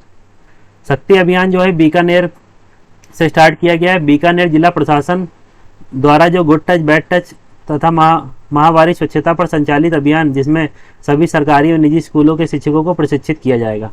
तो अभी हमने ऊपर देखा था ये अभियान जो चल लेते हैं गुड और बैड टच के लिए और माहवारी स्वच्छता के लिए, तो उसके तहत क्या किया जाएगा, शक्ति अभियान में जो शिक्षक हैं स्कूलों के उनको प्रशिक्षित किया जाएगा ताकि वो बच्चों को सिखा सकें, जागरूक कर सकें इन सब चीज़ों के बारे में। नेक्स्ट देखते हैं 32, कौन सा 32 में कौन सा अभियान दिया हुआ है, 32वें नंबर पे स्वस्थ बेटी। स्वस्थ बेटी अभियान कहाँ से स्टार्ट किया गया, अलवर से। इस अभियान के तहत क्या किया गया है, नवजात बालिका शिशुओं के लिए न्यू बेबी बॉर्न किट का वितरण एवं माताओं को बधाई संदेश पत्र प्रदान किया जाएगा। तो स्वस्थ बेटी अभियान के तहत क्या किया जाएगा, नवजात बालिका जो शिशु होती है उसके लिए न्यू बेबी बॉर्न किट दी जाएगी और साथ ही माताएं जो उनको बधाई संदेश पत्र प्रदान किया जाएगा। तो ये अलवर से स्टार्ट हुआ है स्वस्थ बेटी अभियान, तो ये चीज ध्यान में रखिएगा। 33 में कौन सा अभियान दिया है, शी हैज एम्पावर्ड। नेक्स्ट कौन सा है, शी हैज एम्पावर्ड। कहाँ से स्टार्ट किया गया है, झुंझुनू से। कहाँ से, झुंझुनू से स्टार्ट किया गया है। तो इसमें देख लेते हैं क्या दिया है आगे। झुंझुनू जिले की प्रत्येक ग्राम पंचायत, कहाँ की, झुंझुनू जो जिला पड़ता है वहाँ की जो प्रत्येक ग्राम पंचायत है से 50 परिवारों को चिन्हित कर उनकी महिला सदस्यों को स्वरोजगार के माध्यम से सशक्त बनाया जाएगा। तो सी हैज एम्पावर्ड प्रोग्राम जो है इसके तहत क्या है, झुंझुनू जिले के जो 50 परिवार हैं उनकी महिलाओं को चिन्हित करके उनको स्वरोजगार के माध्यम से सशक्त बनाया जाएगा। नेक्स्ट देखते कौन सा अभियान है। नेक्स्ट अभियान 34 नंबर पे है चुप्पी तोड़ो सयानी बनो अभियान। नेक्स्ट कौन सा है, चुप्पी तोड़ो सयानी बनो अभियान। कहाँ से स्टार्ट किया गया है, जयपुर से। इस अभियान में क्या दिया है कि बालिकाओं को गुड टच, बैड टच, किशोरी बालिकाओं और महिलाओं को माहवारी स्वच्छता प्रबंधन की जानकारी देने के लिए चलाया गया अभियान है। तो इस तरह के अभियान बहुत सारे राज्यों में चल रहे हैं, तो ये देख लीजिएगा। नेक्स्ट 35 नंबर का कौन सा है, एक युद्ध नशे के विरुद्ध। ये कौन सा अभियान है, एक युद्ध नशे के विरुद्ध अभियान। स्टार्ट कहाँ से किया गया, बूंदी से। राष्ट्रीय बाल अधिकार संरक्षण आयोग, कौन सा, राष्ट्रीय बाल अधिकार संरक्षण आयोग जो है तथा नारकोटिक्स कंट्रोल द्वारा संचालित यह अभियान कौन सा, एक युद्ध नशे के विरुद्ध अभियान है। स्टार्ट किया गया कहाँ से, बूंदी जिले में स्टार्ट किया गया था। इसको राष्ट्रीय स्तर पर पुरस्कृत भी किया गया था, तो इसलिए ज़्यादा इंपॉर्टेंट हो जाता है, तो ये ध्यान में रखिएगा, ठीक है। तो एक युद्ध नशे के विरुद्ध कहाँ से स्टार्ट किया गया था, बूंदी जिले से। राष्ट्रीय बाल अधिकार संरक्षण आयोग प्लस नारकोटिक्स कंट्रोल द्वारा संचालित अभियान है ये, तो इतनी चीज ध्यान में रखनी है आपको। नेक्स्ट देखते हैं क्या है 36वें नंबर पे क्या है, मेरा गांव मेरी धरोहर। कौन से विभाग द्वारा स्टार्ट किया गया है, केंद्रीय सूचना प्रौद्योगिकी मंत्रालय द्वारा इसका स्टार्ट किया गया है। कौन सा, मेरा गांव मेरी धरोहर जो प्रोग्राम है किसके द्वारा स्टार्ट किया गया अभियान, केंद्रीय सूचना प्रौद्योगिकी मंत्रालय द्वारा। तो इतना ही ध्यान में रखना है इसमें आपको। नेक्स्ट देखते हैं विद्युत आपके द्वार। नेक्स्ट कौन सा अभियान है, विद्युत आपके द्वार। कहाँ से स्टार्ट किया गया, जोधपुर से। जोधपुर विद्युत वितरण निगम लिमिटेड द्वारा विद्युत समस्याओं के समान हेतु इसका संचालन किया गया है। तो विद्युत आपके द्वार क्या है, विद्युत वितरण निगम, विद्युत वितरण निगम लिमिटेड द्वारा इसका स्टार्ट किया गया है, तो ये चीज़ ध्यान में रखिएगा। 38 नंबर देख लेते हैं, शुद्ध के लिए युद्ध अभियान, ये देख चुके हैं अभी हम लोग ने। तो ये अभियान कहाँ से संचालन इसका स्टार्ट हुआ है? राजस्थान का ही है ये अभियान, शुद्ध के लिए युद्ध अभियान। अभी ऊपर हमने देखा है कब से कब तक स्टार्ट किया गया, 7 से 21 अक्टूबर 2022 को इसका संचालन हुआ था। खाद्य पदार्थों में मिलावट को रोकने के लिए, ये 2 बार रिपीट हो गया, इसको मत पढ़िएगा। नेक्स्ट देखते हैं, नेक्स्ट कौन सा है? 39 नंबर पे जो दिया है, कौन सा? मेरी पुलिस मेरी दोस्त अभियान। कौन सा है मेरी पुलिस मेरी दोस्त अभियान? कहाँ से? डूंगरपुर से इसको स्टार्ट किया गया, राजस्थान के डूंगरपुर जिले में पुलिस विभाग द्वारा यूनिसेफ के सहयोग से बाल संरक्षण विषय पर कार्यशाला आयोजित की गई थी। इसमें क्या है, लड़कियों को पुलिस की कार्य प्रणाली समझाने, उनके संकोच को दूर करने, खुलकर अपनी बात कहने के लिए प्रेरित करने और पुलिस को अपनी दोस्त बताने और पुलिस के नियमित संवाद करने के लिए संचालित किया गया अभियान है। तो ये मेरी पुलिस मेरी दोस्त अभियान कहाँ से स्टार्ट किया गया है? डूंगरपुर जिले से। किसके किसके सहयोग से? यूनिसेफ के सहयोग से, और साथ ही डूंगरपुर जो जिले की पुलिस विभाग है उसके द्वारा सहयोग से स्टार्ट किया गया अभियान ये। इसके तहत क्या है? इस अभियान के तहत लड़कियों को पुलिस की कार्य प्रणाली समझाने, उनके संकोच को दूर करने और खुलकर अपनी बात कहने के लिए प्रेरित किया जाएगा। नेक्स्ट देखते हैं, नेक्स्ट क्या है? 40 नंबर कौन सा है? उजास अभियान। कहाँ से स्टार्ट किया गया? अलवर से। उजास अभियान कहाँ से स्टार्ट हुआ? अलवर से। और इसमें क्या है? उजास अभियान में सभी राजकीय विद्यालयों में विद्युत एवं जल कनेक्शन उपलब्ध कराने के लिए प्रोग्राम संचालित किया गया है। उजास अभियान का क्या ऑब्जेक्टिव है? मेन ऑब्जेक्टिव है कि सभी जो राजकीय विद्यालय हैं उनमें विद्युत और जल कनेक्शन, कौन कौन सा विद्युत जल कनेक्शन उपलब्ध कराने के लिए यह अभियान संचालित किया गया था। कहाँ से स्टार्ट किया गया? अलवर से। तो ये चीज़ ध्यान में रखिएगा। नेक्स्ट देखते हैं, नेक्स्ट क्या है? 41 में दिया है, कौन सा? विशेष योग्य जन आयुक्त आपके द्वार। नेक्स्ट क्या है? विशेष योग्य जन आयुक्त आपके द्वार। 27 सितंबर 2022 को इसका स्टार्ट किया गया था। इस अभियान की शुरुआत नोखा, कहाँ से? नोखा बीकानेर से की गई थी। तो इस अभियान की शुरुआत कहाँ से की गई थी? नोखा बीकानेर से। ये जो अभियान है कहाँ? 7 संभागों और 392 तहसीलों में संचालित किया जाएगा। तो विशेष योग्य जन आयुक्त आपके द्वारा अभियान जो है वो 7 संभागों में और 392 तहसीलों में इसका संचालन किया जाएगा। और किसमें? कहाँ से? नोखा बीकानेर से इसकी शुरुआत की गई थी। इसमें क्या दिया है कि विशेष योग्य जनों को राज्य सरकार द्वारा संचालित योजनाओं से लाभान्वित किया जाएगा। नेक्स्ट देखते हैं 42 नंबर, टाइम्स राजस्थान व्यंजन ट्रेल। नेक्स्ट क्या है? 42 टाइम्स राजस्थान व्यंजन ट्रेल, जयपुर से स्टार्ट किया गया इसको। पर्यटन विभाग और टाइम्स ऑफ इंडिया के संयुक्त प्रावधान में आयोजित किया गया इसको। कौन सा? टाइम्स राजस्थान व्यंजन ट्रेल जो है इसको जो जयपुर से स्टार्ट किया गया और किसके? पर्यटन विभाग और टाइम्स ऑफ इंडिया के संयुक्त प्रावधान में आयोजित किया गया इसको। तो ये चीज़ ध्यान में रखिएगा। नेक्स्ट देखते हैं, नेक्स्ट कौन सा है? माटी परियोजना। नेक्स्ट कौन से? माटी परियोजना कहाँ से स्टार्ट किया गया? बीकानेर से। बीकानेर जिले में किसानों को जैविक एवं संरक्षित खेती को अपनाने, फसल विविधीकरण एवं पशुपालन को बढ़ावा देने के लिए जागरूकता अभियान है। तो माटी परियोजना किस लिए? बीकानेर जिले में जो किसान हैं उनको जैविक और संरक्षित खेती को अपनाने के लिए, साथ ही फसल विविधीकरण और पशुपालन को बढ़ावा देने के लिए जागरूकता अभियान है। तो ये चीज़ ध्यान में रखिएगा, एक तरह का जागरूकता अभियान है। किसके लिए? किसानों के लिए। जैविक और संरक्षित खेती को अपनाना किसानों के लिए, और फसल विविधीकरण के और पशु जो पालन है उसको बढ़ावा देने के लिए जागरूकता अभियान है एक तरह का। कहाँ स्टार्ट किया गया था? बीकानेर में। अभियान का नाम क्या है? माटी परियोजना। नेक्स्ट कार्यक्रम है अम्मा कार्यक्रम। क्या नाम है? अम्मा कार्यक्रम, राजस्थान से स्टार्ट हुआ है। अम्मा कार्यक्रम में क्या है? बच्चों को स्क्रीनिंग कर कुपोषित बच्चों की पहचान कर उन्हें चिकित्सा सहायता उपलब्ध कराना इस अभियान का मुख्य उद्देश्य है। अभियान का मुख्य उद्देश्य क्या है अम्मा कार्यक्रम का? कि जो बच्चे कुपोषित हैं उन्हें चिकित्सा की सहायता उपलब्ध कराना, यही इसका मेन उद्देश्य है। और बच्चों की जो स्क्रीनिंग करेंगे और जिसमें जो कुपोषित बच्चे मिलेंगे उसमें इनको चिकित्सा सहायता उपलब्ध कराई जाएगी अम्मा कार्यक्रम के तहत। कहाँ पे स्टार्ट हुआ है? राजस्थान में। तो ये चीज़ ध्यान में रखिएगा। नेक्स्ट क्या है? नन्हे हाथ कलम के साथ। नेक्स्ट अभियान का क्या है? नन्हे हाथ कलम के साथ। तो ये कहाँ से स्टार्ट किया गया? जयपुर से। नन्हे हाथ कलम के साथ अभियान कहाँ से स्टार्ट किया गया? जयपुर से स्टार्ट किया गया। इसका मेन उद्देश्य क्या है? बाल श्रम उन्मूलन के खिलाफ जागरूकता अभियान है। जो बाल श्रम कराया जाता है बच्चों से उसके उन्मूलन करने के लिए एक तरह का जागरूकता अभियान है। तो नन्हे हाथ कलम के साथ और उनको पढ़ाई से जोड़ना इसका मेन उद्देश्य है। बाल श्रम उन्मूलन करें और उसके साथ पढ़ाई के साथ उसको जोड़ें, तो इसका उद्देश्य यही है। नन्हे हाथ कलम के साथ इसका उद्देश्य ये है। कहाँ से स्टार्ट करा गया था? जयपुर से। इतना चीज़ ध्यान में रखिएगा आप। नेक्स्ट क्या है? 46 नंबर पे एनीमिया मुक्त भारत। नेक्स्ट कौन सा अभियान है? एनीमिया मुक्त भारत अभियान, इस अभियान के तहत जयपुर जिले का चयन पायलट प्रोजेक्ट के लिए किया गया था। तो भारत लेवल का जो ये अभियान है और इसका जो पायलट प्रोजेक्ट स्टार्ट कहाँ पे किया गया पहली बार, तो इसको जयपुर जिले से स्टार्ट किया गया। तो ये चीज़ ध्यान में रखिएगा। नेक्स्ट देखते हैं, नेक्स्ट क्या है। नेक्स्ट है पोषण स्वराज अभियान। नेक्स्ट क्या है, पोषण स्वराज अभियान। तो पोषण स्वराज अभियान कहाँ से स्टार्ट किया गया, बांसवाड़ा से। कहाँ से, पोषण स्वराज अभियान कहाँ से स्टार्ट किया गया, बांसवाड़ा से। बांसवाड़ा जिला प्रशासन द्वारा गर्भवती महिलाओं में कमजोरी और शिशुओं को कुपोषण से बचाने के लिए संचालित अभियान है। तो पोषण स्वराज अभियान किस लिए इंपॉर्टेंट है, कहाँ से स्टार्ट किया गया, बांसवाड़ा से स्टार्ट किया गया। उद्देश्य क्या है, गर्भवती महिलाओं में कमजोरी और जो कि शिशुओं को कुपोषण से बचाने के लिए अभियान स्टार्ट किया गया है। नाम में ही पोषण जुड़ा है तो इससे कनेक्ट कर सकते हैं अगर आप ऑप्शन में आए तो। अगर ये पूछ ले कहाँ से स्टार्ट किया गया तो बांसवाड़ा जिला से, ये ध्यान में रखिएगा। शक्ति अभियान बीकानेर से स्टार्ट किया गया है। शक्ति अभियान का उद्देश्य क्या है, जन्म के समय घटते लिंगानुपात को बढ़ावा देना और बेटी के जन्म को उत्सव की तरह मनाना, बीकानेर को एनीमिया मुक्त बनाना, गुड टच बैड टच महामारी स्वच्छता प्रबंधन के प्रति जागरूकता स्टार्ट करना। तो ये पूरा अभियान का है, कौन सा, शक्ति अभियान के तहत क्या क्या है, जन्म के समय लिंगानुपात जो घटता लिंगानुपात है उसको बढ़ाना, बेटी के जन्म को उत्सव की तरह मनाना ताकि, और साथ ही बीकानेर को एनीमिया मुक्त बनाना, गुड टच बैड टच महामारी स्वच्छता प्रबंधन के प्रति जागरूकता स्टार्ट करना। नेक्स्ट देखते हैं कहाँ कौन सा अभियान है, आंचल अभियान। नेक्स्ट कौन सा है, आंचल अभियान। कहाँ से स्टार्ट किया गया, करौली से। आंचल अभियान में क्या, गर्भवती महिलाओं के लिए विशेष स्वास्थ्य देखभाल।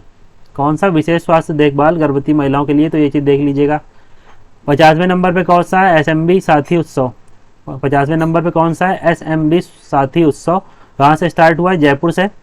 छोटे व्यवसायों को डिजिटल माध्यम अपनाने में मदद करना इसका उद्देश्य है। कौन सा, एसएमबी साथी उत्सव जो है किसला, इसका उद्देश्य क्या है, छोटे जो व्यवसायी हैं उनको डिजिटल माध्यम अपनाने में मदद करना इसका मेन उद्देश्य है। नेक्स्ट कौन सा अभियान है, मिशन सुरक्षित बचपन।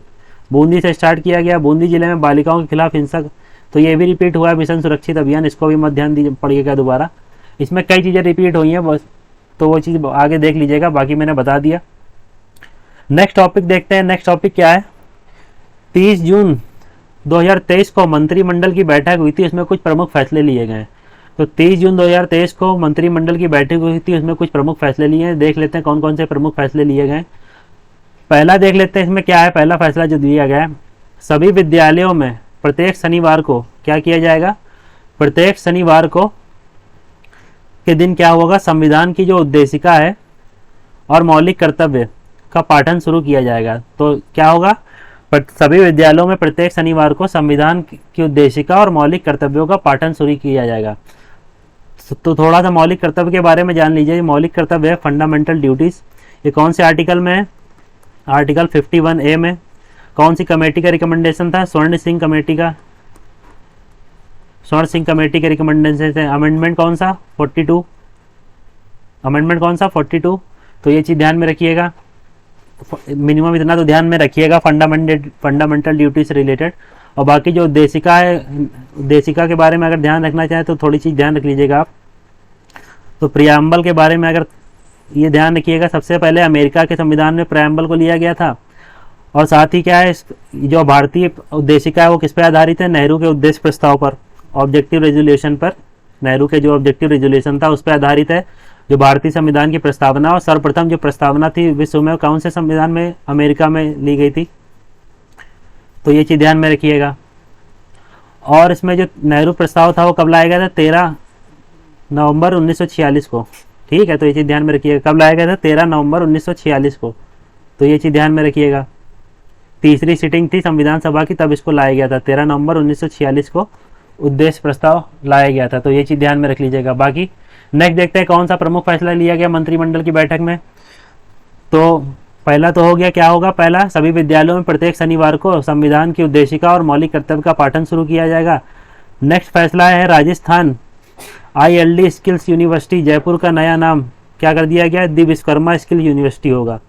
तो राजस्थान ILD स्किल यूनिवर्सिटी का नाम जो उसका बदल के क्या कर दिया गया है, दी विश्वकर्मा स्किल्स यूनिवर्सिटी होगा। तो ये इंपॉर्टेंट है, इसको ध्यान में रखिएगा। क्या नाम रख दिया गया, the Vishwakarma skills university. Next कौन सा प्रमुख फैसला लिया गया, तीसरे नंबर का देखते हैं। तीसरे नंबर का जो फैसला लिया गया वो क्या है, सरकारी कार्मिकों को वर्ष में वेतन वृद्धि की 2 तिथियां होंगी। क्या है तीसरा फैसला, सरकारी जो कार्मिक हैं उनको वर्ष में वेतन वृद्धि की 2 तिथियां होंगी। अब 1 जनवरी से 1 जुलाई की तिथियां निर्धारित की गई हैं। कौन कौन सी वेतन वृद्धि के लिए तिथि निर्धारित कर दी गई है, 1 जनवरी और 1 जुलाई। तो ये चीज़ ध्यान में रखिएगा।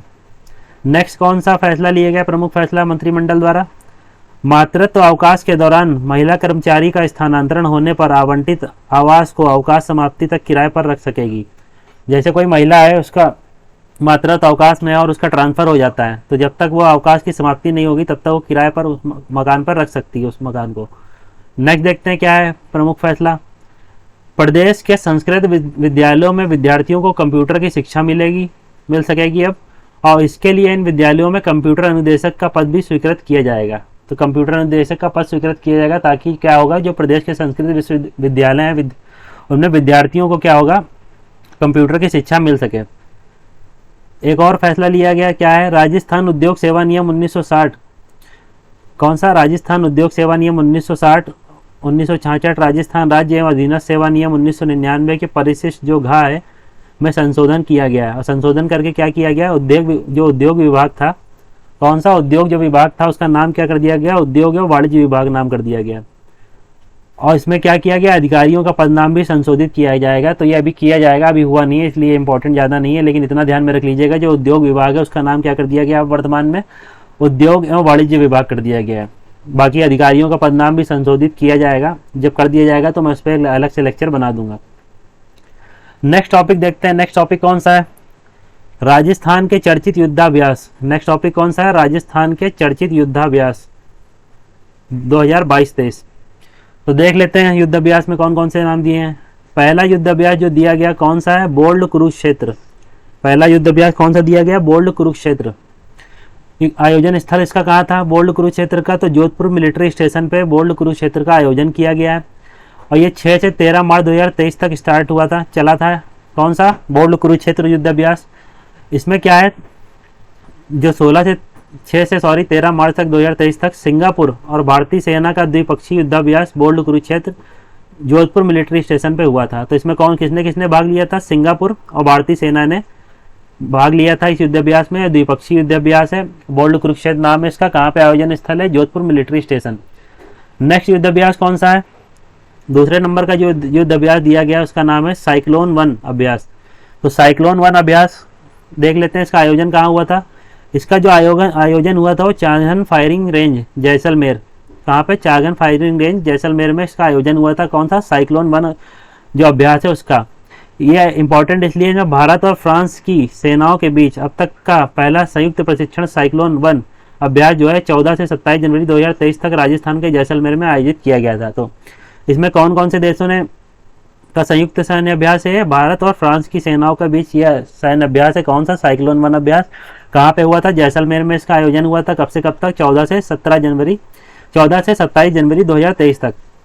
तो ये चीज़ ध्यान में रखिएगा। उद्देश्य क्या था इस युद्धाभ्यास का, तो उद्देश्य है दोनों देशों के बीच रक्षा सहयोग को बढ़ावा देना, रेगिस्तानी इलाकों में विशेष बलों के आपसी तालमेल संचालन और पेशेवर कौशल को एक दूसरे के साझा करना। तो ये इसका उद्देश्य था। तो साइक्लोन 1 किसके किसके बीच, भारत और फ्रांस के बीच। बोल्ड कुरुक्षेत्र किसके किसके बीच हुआ, सिंगापुर की सेना और भारतीय सेना के द्विपक्षीय युद्धाभ्यास था। तो और ये बोल्ड कुरुक्षेत्र कहाँ पे हुआ था, Bold Kurukshetra military station Jodhpur में।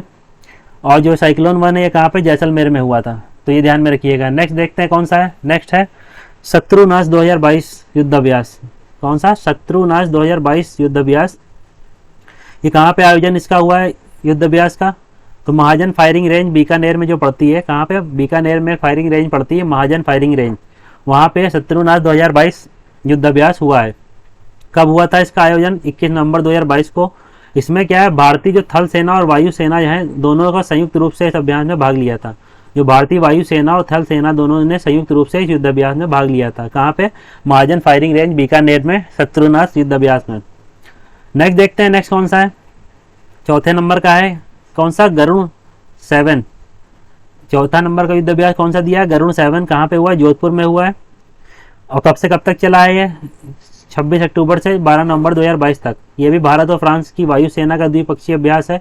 और इससे पहले हमने ऊपर कौन सा भी युद्धाभ्यास पढ़ा है, साइक्लोन 1।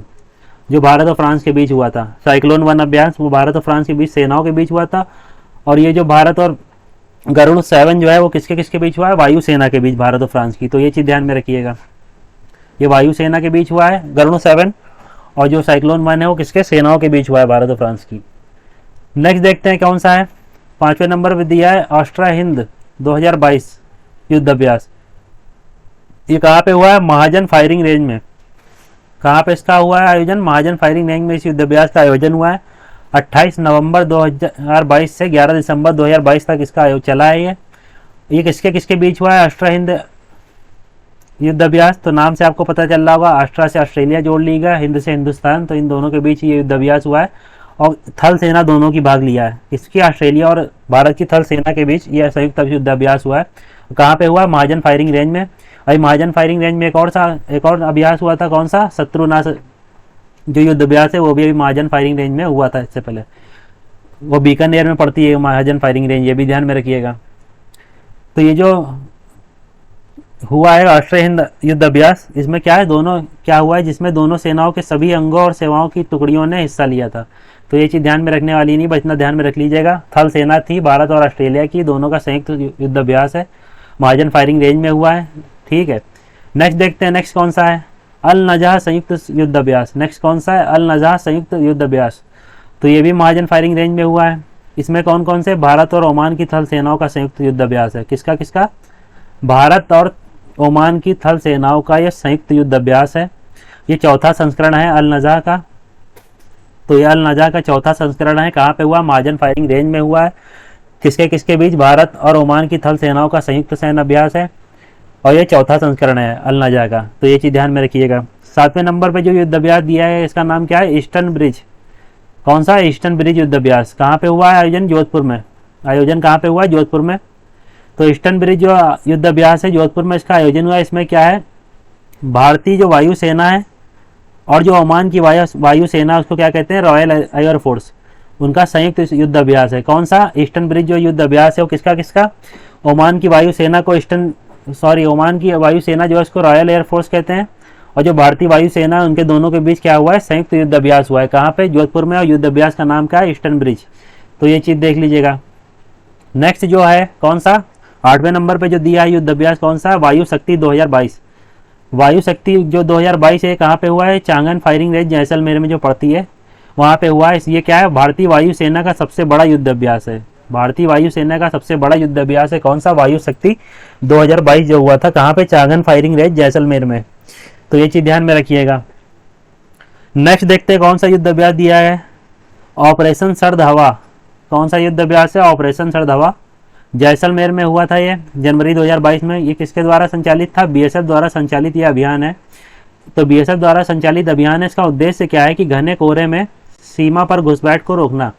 तो ऑपरेशन सर्द हवा का मेन उद्देश्य क्या है कि घने कोहरे में सीमा पर जो घुसपैठ होती है उसको रोकना। और किसके द्वारा संचालित था, ये बॉर्डर सिक्योरिटी फोर्स द्वारा, बीएसएफ द्वारा। कहाँ पे हुआ है, जैसलमेर में इसका आयोजन हुआ था।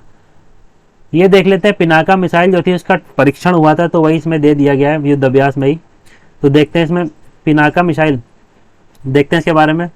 पिनाका मिसाइल का जो के एडवांस वर्जन का परीक्षण जो कब किया गया था, 27 अगस्त 2022 को। कहाँ पे, जैसलमेर स्थित फील्ड कौन सी है, फायरिंग रेंज में सफल परीक्षण किया गया था किसका, पिनाका मिसाइल का एडवांस वर्जन का।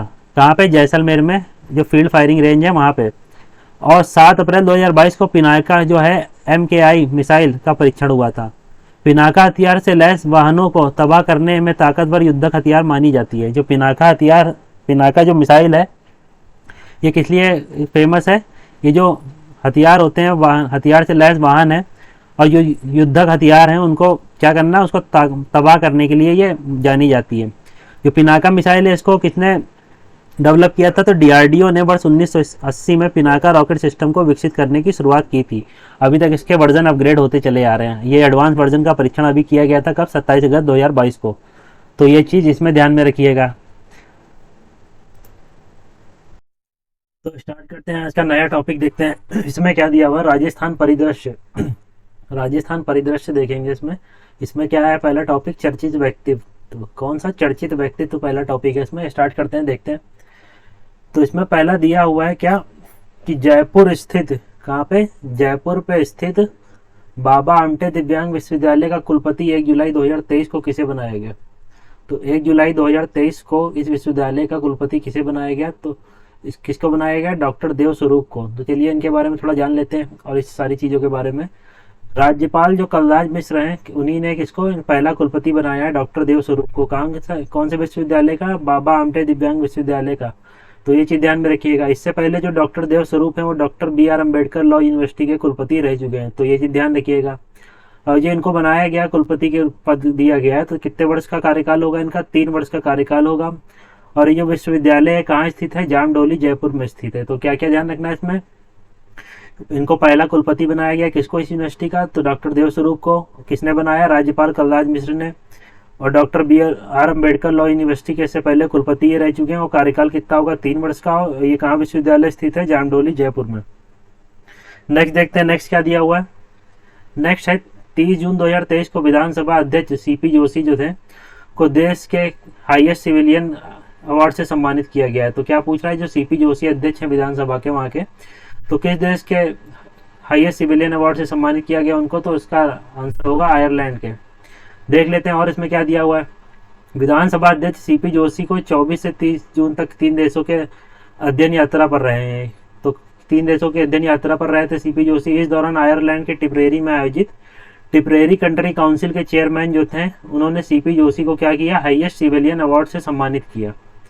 लंदन में जोशी ने कॉमनवेल्थ पार्लियामेंट एसोसिएशन के लंदन मुख्यालय पर स्थानीय पदाधिकारियों से भी चर्चा की। तो इसमें क्या क्या ध्यान में रखना है?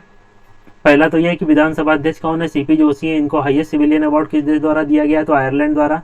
और किसने? टिपरेरी कंट्री काउंसिल के चेयरमैन ने इनको हाईएस्ट सिविलियन अवार्ड से सम्मानित किया गया। तो इतनी चीज ध्यान रखिएगा इसमें। आगे देखते हैं नेक्स्ट टॉपिक।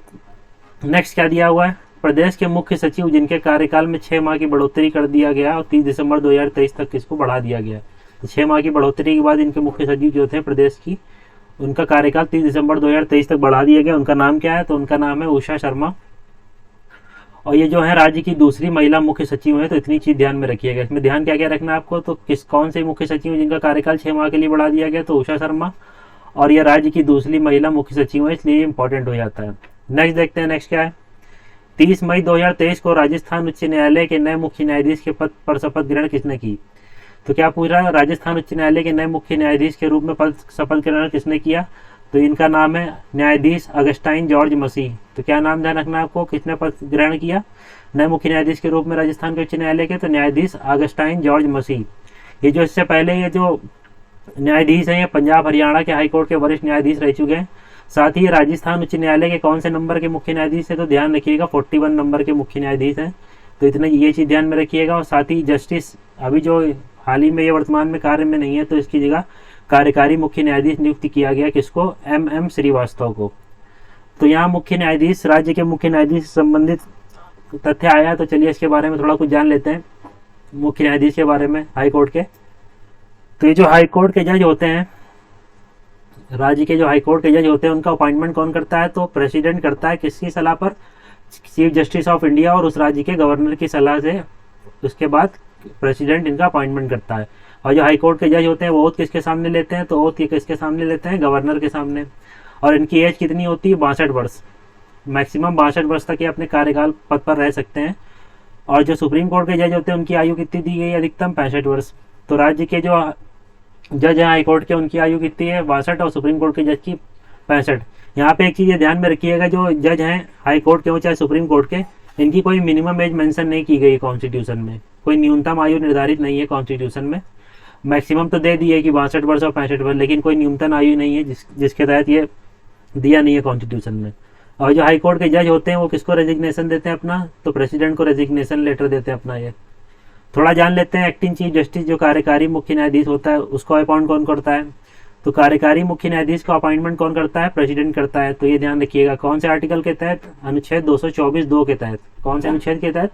अनुच्छेद 224(2) के तहत प्रेसिडेंट जो है वो एक्टिंग चीफ जस्टिस या कार्यकारी मुख्य न्यायाधीश की नियुक्ति करता है। और जो सुप्रीम कोर्ट में कार्यकारी मुख्य न्यायाधीश की नियुक्ति होती है वो कौन से अनुच्छेद के तहत होती है? वो आर्टिकल 126 के तहत सुप्रीम कोर्ट में एक्टिंग चीफ जस्टिस की नियुक्ति होती है। तो ये चीज ध्यान में रखिएगा। आगे बढ़ते हैं, करंट में देखते हैं और क्या दिया है। नेक्स्ट जो दिया हुआ है कौन सा? 5 मई 2023 को क्या दिया है, 5 मई 2023 को राजस्थान इंटरनेशनल सेंटर, जिसको शॉर्ट फॉर्म RIC रिग भी कहते हैं, जयपुर का पहला निदेशक किसको बनाया गया। तो क्या पूछ रहा है इसमें, RIC रिग जयपुर का पहला निदेशक किसको बनाया, तो नाम ध्यान रखिएगा, क्या नाम है, निहाल चंद गोयल। क्या नाम ध्यान रखना, निहाल चंद गोयल को। और 17 अप्रैल को जो मुख्यमंत्री अशोक गहलोत है, उन्होंने क्या जलाना जयपुर में राजस्थान इंटरनेशनल सेंटर का उद्घाटन किया है। तो ये चीज ध्यान में रखिएगा। इससे ये जो निहाल चंद गोयल हैं, ये क्या है, एक IAS थे, पूर्व IAS, ठीक है, और कई पदों पर रह चुके हैं। इनमें रेरा में भी ये रह चुके हैं, जयपुर मेट्रो में भी, और मुख्य सचिव में भी शामिल हो चुके हैं इससे पहले। नेक्स्ट देखते हैं, नेक्स्ट क्या दिया हुआ है। नेक्स्ट है, राजस्थान के कौन 3 सांसदों को लोकसभा की प्राक्कलन समिति में मनोनीत किया गया। तो राजस्थान के ऐसे कौन से 3 सांसद हैं जिनको लोकसभा की प्राक्कलन समिति में मनोनीत किया गया। तो इसमें नाम ध्यान रख लीजिएगा, PP चौधरी हैं जो पाली से सांसद हैं, निहाल चंद चौहान हैं जो श्री गंगानगर से सांसद हैं, और राज्यवर्धन सिंह राठौर ये भी जयपुर ग्रामीण से सांसद हैं। तो क्या क्या ध्यान रखना है, प्राक्कलन समिति में राजस्थान के कौन से 3 सांसदों को मनोनीत किया गया। तो पहले हैं PP चौधरी पाली से जो है सांसद, निहाल चंद चौहान श्री गंगानगर से सांसद हैं, और राज्यवर्धन राठौर ये जयपुर ग्रामीण से सांसद हैं। आगे इसमें दिया हुआ है, वर्ष 2023-24 के लिए लोकसभा की विभिन्न समितियों का गठन किया गया। तो ये ध्यान में रखने वाली चीज नहीं है कुछ भी। प्राक्कलन समिति में कितने सदस्य होते हैं, 30 सदस्य होते हैं। कितने सदस्य होते हैं प्राक्कलन समिति में, 30 सदस्य होते हैं। और जो 30 के 30 सदस्य होते हैं वो किससे, लोकसभा से मनोनीत किए जाते हैं। किससे मनोनयन होता है इनका, जो 30 के 30 सदस्य होते हैं सभी का लोकसभा से। और जो प्राक्कलन समिति है उसका कार्यकाल कितना वर्ष का होता है, 1 वर्ष का कार्यकाल होता है प्राक्कलन समिति का सामान्यतः। और ये जो प्राक्कलन समिति है वो किस तरह की समिति है, एक तरह की स्टैंडिंग है, स्थायी समिति में आती है। तो ये चीज ध्यान रखिएगा। समितियां भी 2 प्रकार की होती हैं, स्थायी समिति और अस्थायी समिति। तो स्थायी समिति के अंतर्गत प्राक्कलन समिति आती है, जिसमें कितने 30 सदस्य होते हैं और सभी लोकसभा के होते हैं, और 1 वर्ष का कार्यकाल होता है प्राक्कलन समिति का। ये जो समिति बनाई गई इसके अध्यक्ष कौन है, संजय जायसवाल है।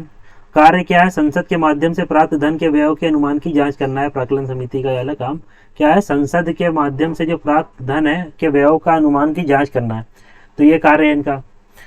आगे देखते हैं नेक्स्ट क्या दिया है। नेक्स्ट दिया हुआ है, झुंझुनू निवासी महिला अफसर जो देश की पहली कमांडिंग ऑफिसर बनी। देश की पहली कमांडिंग ऑफिसर बनी है, इसलिए इंपॉर्टेंट हो जाता है। कौन बनी है देश की पहली कमांडिंग ऑफिसर, तो निशा कुल्हारी। कौन है, निशा कुल्हारी जो है देश की पहली महिला कमांडिंग ऑफिसर बनी है। और ये कहाँ से इनका संबंध है, झुंझुनू की निवासी है। ये कहाँ से, झुंझुनू निवासी है ये, जो देश की पहली महिला कमांडिंग ऑफिसर बनी है। झुंझुनू जिले के कौन सा, संगासी गांव निवासी निशा कुल्हारी देश की पहली महिला कमांडिंग ऑफिसर बनी है। वे नॉन मेडिकल और नॉन टेक्निकल ब्रांच की पहली कर्नल और देश की पहली महिला कमांडिंग ऑफिसर हैं। तो ये चीज ध्यान रखिएगा, इंपॉर्टेंट हो जाता है ये। नेक्स्ट देखते हैं, नेक्स्ट क्या दिया है। भारतीय वायुसेना का गैलेंट्री अवार्ड, वीरता पुरस्कार जिसको कहते हैं गैलेंट्री अवार्ड को, पाने वाली पहली महिला अफसर कौन है। तो भारतीय वायुसेना का गैलेंट्री अवार्ड या वीरता पुरस्कार पाने वाली पहली महिला अफसर कौन है, तो इनका नाम है विंग कमांडर दीपिका मिश्रा। तो ये ध्यान में रखिएगा, इंपॉर्टेंट है। विंग कमांडर दीपिका मिश्रा जो है पहली महिला अफसर बनी है, जो इनको क्या मिला है, गैलेंट्री अवार्ड मिला है, जो भारतीय वायुसेना द्वारा दिया जाता है। विंग कमांडर दीपिका मिश्रा को गैलेंट्री अवार्ड देश की पहला हो गया। कहाँ से, कोटा की पहली रहने वाली हेलीकॉप्टर पायलट थी। कहाँ से, राजस्थान के कोटा की पहली रहने वाली हेलीकॉप्टर पायलट है। साथ ही 21 अप्रैल को वायुसेना अध्यक्ष air chief marshal VR Chaudhary ने उन्हें वीरता पुरस्कार भी दिया गया। इनको वीरता पुरस्कार भी मिल चुका है, किनको, विंग कमांडर दीपिका मिश्रा को। इनकी उपलब्धि जो है, मध्य प्रदेश में बाढ़ राहत अभियान के दौरान असाधारण साहस जो था, इसके तहत इनको ये अवार्ड मिला है। तो ये ध्यान में रखिएगा। नेक्स्ट देखते हैं, नेक्स्ट क्या दिया है। प्रदेश का स्टार निशानेबाज अपूर्वी चंदेला को 26 अप्रैल 2023 को जगत गुरु रामानंदाचार्य राजस्थान संस्कृत विश्वविद्यालय द्वारा किस उपाधि से सम्मानित किया गया।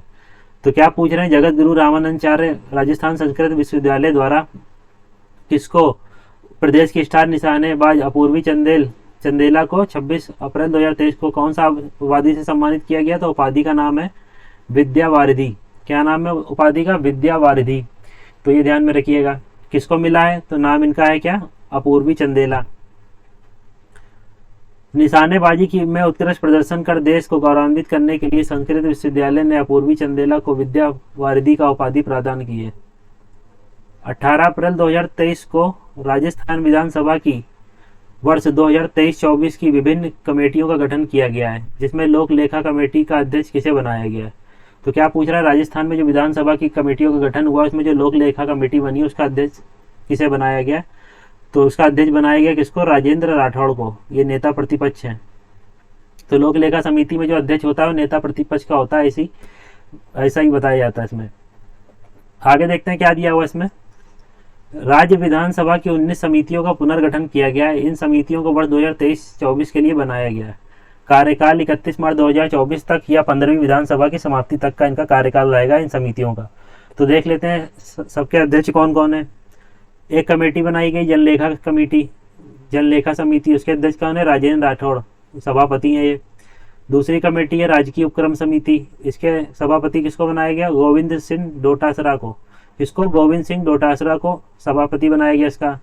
तीसरी समिति है सदाचार समिति, दीपेंद्र सिंह इसके सभापति बनाए गए हैं। चौथी है विशेषाधिकार समिति, जेपी चंदेलिया इसके अध्यक्ष बनाए गए हैं। पांचवी है सरकार आश्वासन संबंधी समिति, गुरमीत सिंह कुनर। पुस्तकालय समिति, और इतनी सारी कमेटी दी, इनमें ध्यान क्या क्या रखना है। प्राक्कलन समिति ध्यान रख लीजिएगा, प्राक्कलन समिति की दो है, का और खा। इसमें और ध्यान क्या रखना है, जनलेखा कमेटी ध्यान रख लीजिएगा, इंपॉर्टेंट हो जाता है। पिछड़े वर्गों के कल्याण संबंधी कमेटी बनाई गई है, इसको ध्यान में रख लीजिएगा। अनुसूचित जाति कल्याण समिति, इसको ध्यान में रख लीजिएगा। महिलाओं बालकों कल्याण संबंध समिति को किसको बनाया गया अध्यक्ष, तो अनीता बघेल को बनाया गया। ये चीज ध्यान रख लीजिएगा, इंपॉर्टेंट है। और अल्पसंख्यकों के कल्याण संबंधी समिति, अमीन खान सभापति जो है इसके बनाए गए हैं। तो ये चीज ध्यान में रख लीजिएगा। तो इतनी चीजें ध्यान में रख लीजिएगा, बाकी पूरी ध्यान में रखने की जरूरत नहीं है। नेक्स्ट देखते हैं, नेक्स्ट क्या दिया है। नेक्स्ट टॉपिक, राजस्थान राज्य विधानसभा के नेता प्रतिपक्ष किसे बनाया गया। तो राज्य विधानसभा में नेता प्रतिपक्ष किसे बनाया गया, राजेंद्र राठौड़ को बनाया गया, जैसा इनको अभी लोक लेखा समिति का अध्यक्ष भी बनाया गया है। तो ये चीज देख लीजिएगा।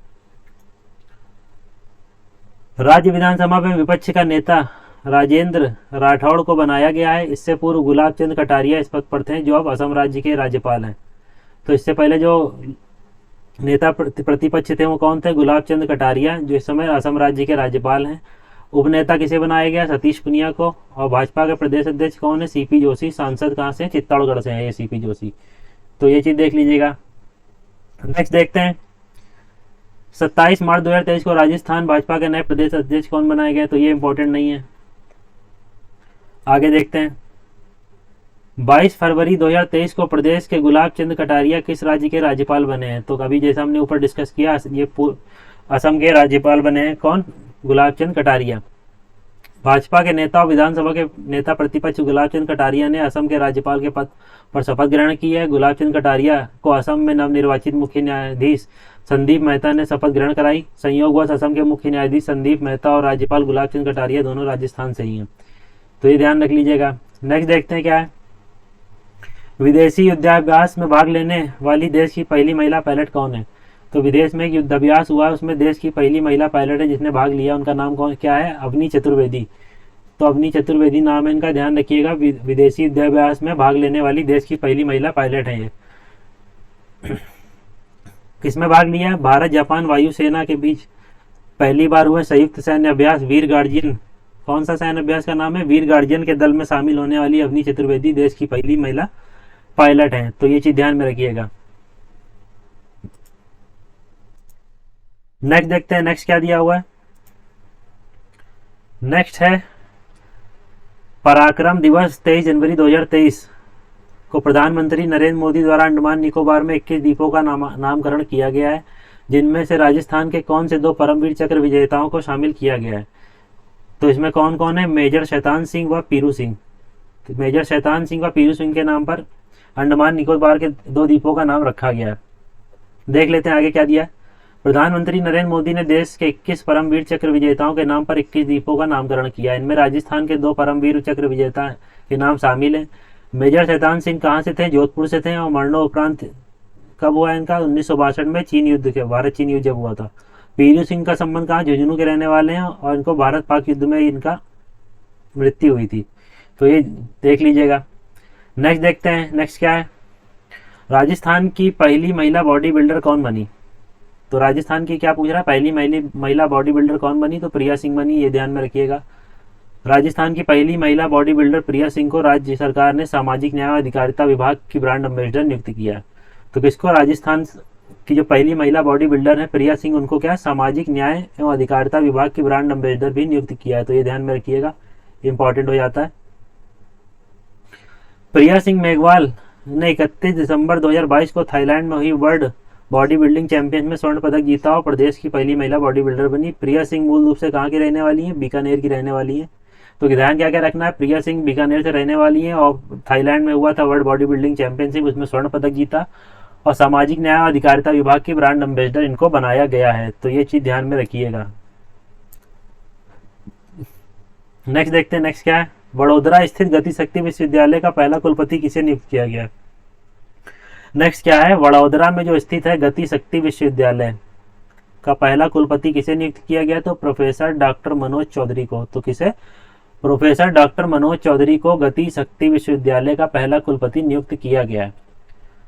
राष्ट्रपति द्रौपदी मुर्मू ने आईआईटी जोधपुर के प्रोफेसर डॉक्टर मनोज चौधरी को गति शक्ति विश्वविद्यालय का पहला कुलपति नियुक्त किया है। किसने नियुक्त किया इनको, राष्ट्रपति जो है द्रौपदी मुर्मू ने आईआईटी जोधपुर के प्रोफेसर हैं डॉक्टर मनोज चौधरी को गति शक्ति विश्वविद्यालय का कुलपति नियुक्त किया। तो इतनी चीज ध्यान में रखिएगा, इंपॉर्टेंट हो जाता है।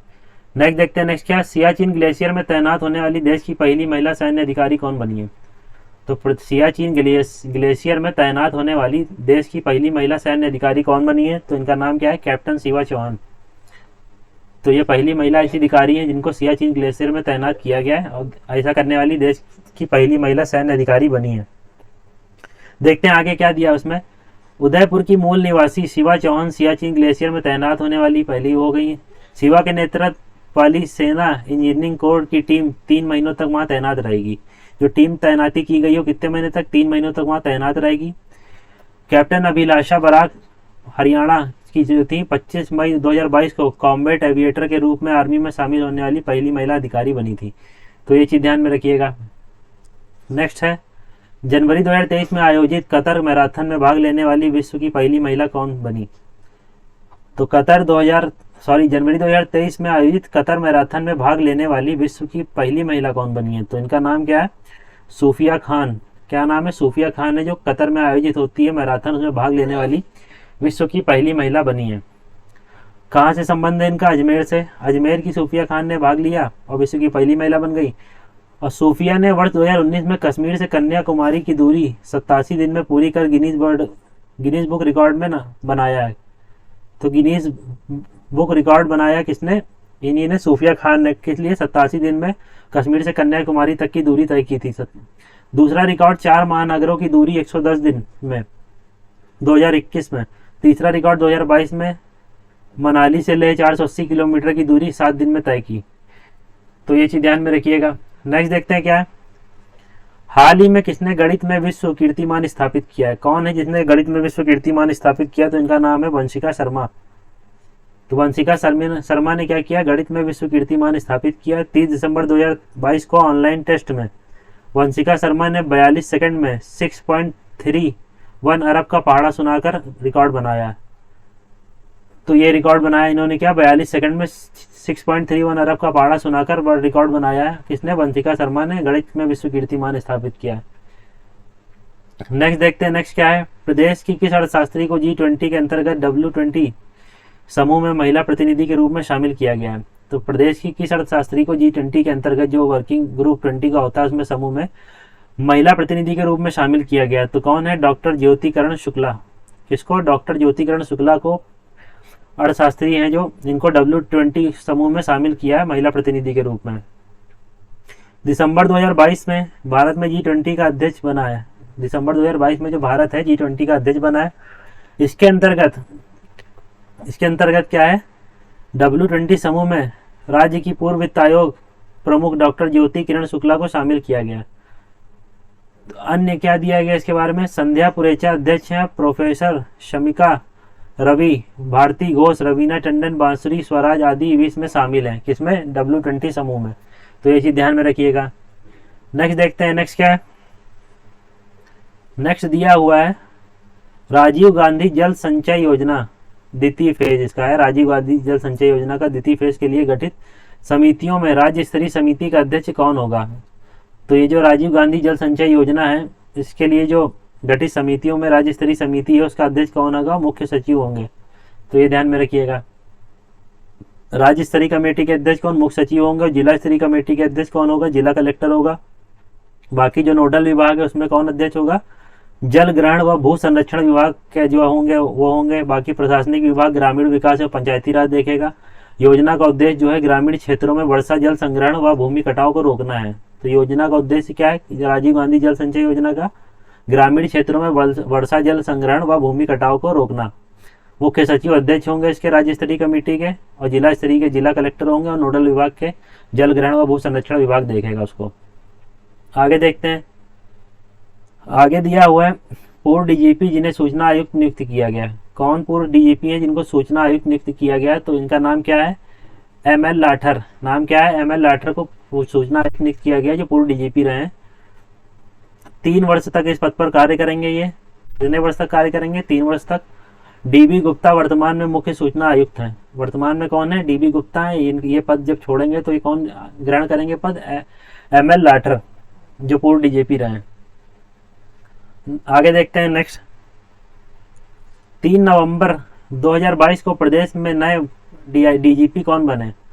3 नवंबर 2022 को प्रदेश के नए डीजीपी किसको नियुक्त किया गया है? तो इसका आंसर होगा आईपीएस उमेश मिश्रा जो हैं उनको क्या प्रदेश के नए पुलिस महानिदेशक बनाया गया है। किसको? आईपीएस उमेश मिश्रा को। तो इससे पहले कौन थे? डीजीपी एमएल लाठर जो है सेवानिवृत्त होंगे, जैसा अभी हमने ऊपर देखा। उसके पश्चात आईपीएस उमेश मिश्रा राजस्थान पुलिस के नए महानिदेशक बनेंगे और उनका कार्यकाल अक्टूबर 2024 तक रहेगा। और ये जो एमएल लाठर थे पूर्व डीजीपी, इनको कौन सा सूचना आयुक्त नियुक्त कर दिया गया है वर्तमान में? इनको किसको कौन से पद दे दिया गया? सूचना आयुक्त का पद दे दिया गया। तो ये चीज जैसा अभी हमने ऊपर पढ़ा, तो ये चीज ध्यान में रखिएगा। नेक्स्ट देखते हैं आगे। 14 अक्टूबर 2022 को गठित 20 सूत्री कार्यक्रम 14 अक्टूबर 2022 को गठित 20 सूत्री कार्यक्रम क्रियान्वयन जो होगा राज्य स्तरीय समिति का अध्यक्ष किसे बनाया जाएगा? तो 20 सूत्री कार्यक्रम क्रियान्वयन की राज्य स्तरीय समिति का अध्यक्ष किसे बनाया जाएगा? तो कौन बनेगा इसका अध्यक्ष? मुख्यमंत्री होंगे 20 सूत्री कार्यक्रम क्रियान्वयन राज्य स्तरीय समिति के अध्यक्ष। आगे देखते हैं इसमें क्या अध्यक्ष जो होंगे मुख्यमंत्री होंगे। उपाध्यक्ष कौन है? डॉक्टर चंद्रभान। तो डॉक्टर चंद्रभान उपाध्यक्ष होंगे। तो ये ध्यान में रखिएगा। नेक्स्ट देखते हैं। प्रदेशों में उद्योगों की निर्यात संबंधी समस्याओं को सुलझाने हेतु गठित किया गया राजस्थान एक्सपोर्ट प्रमोशन काउंसिल का पहला अध्यक्ष किसे बनाया गया है? तो राजस्थान एक्सपोर्ट प्रमोशन काउंसिल बनाई गई किस लिए? प्रदेश में जो उद्योगों की निर्यात संबंधी समस्याएं हैं उनको सुलझाने के लिए राजस्थान एक्सपोर्ट प्रमोशन काउंसिल का अध्यक्ष किसे बनाया गया? तो किसको बनाया गया? राजीव अरोड़ा को। इसको राजीव अरोड़ा को अध्यक्ष बनाया गया राजस्थान एक्सपोर्ट प्रमोशन काउंसिल का।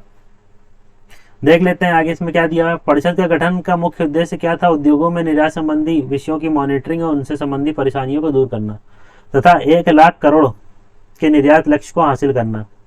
कितने लक्ष्य को हासिल करना? 1 लाख करोड़ रुपए के निर्यात लक्ष्य को हासिल करना इसका उद्देश्य है। तो नेक्स्ट देखते हैं। नेक्स्ट क्या है। 13 अगस्त 2022 को किसे राजस्थान निर्वाचन आयोग के मुख्य निर्वाचन आयुक्त नियुक्त किया गया है? तो किसे मुख्य निर्वाचन आयुक्त नियुक्त किया गया राजस्थान निर्वाचन आयोग का?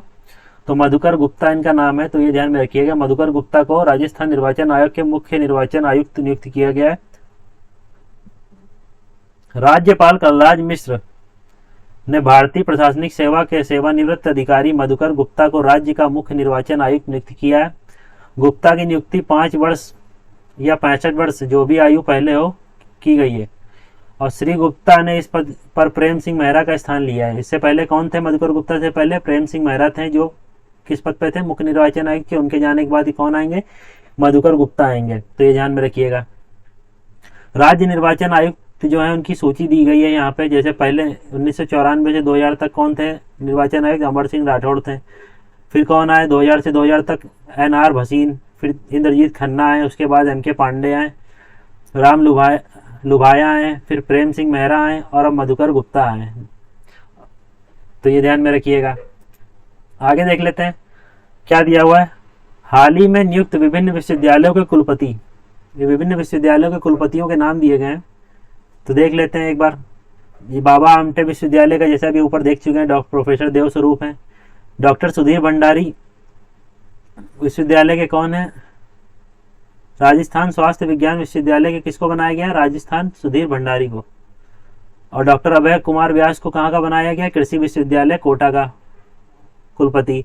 प्रोफेसर बगदा राम चौधरी को कहाँ का बनाया गया कुलपति? तो कृषि विश्वविद्यालय जोधपुर में जो पढ़ता है उसका किसको बनाया गया? प्रोफेसर बगदा राम चौधरी को। और डॉक्टर अभय कुमार व्यास को कृषि विश्वविद्यालय जो कोटा का है वहाँ का बनाया गया।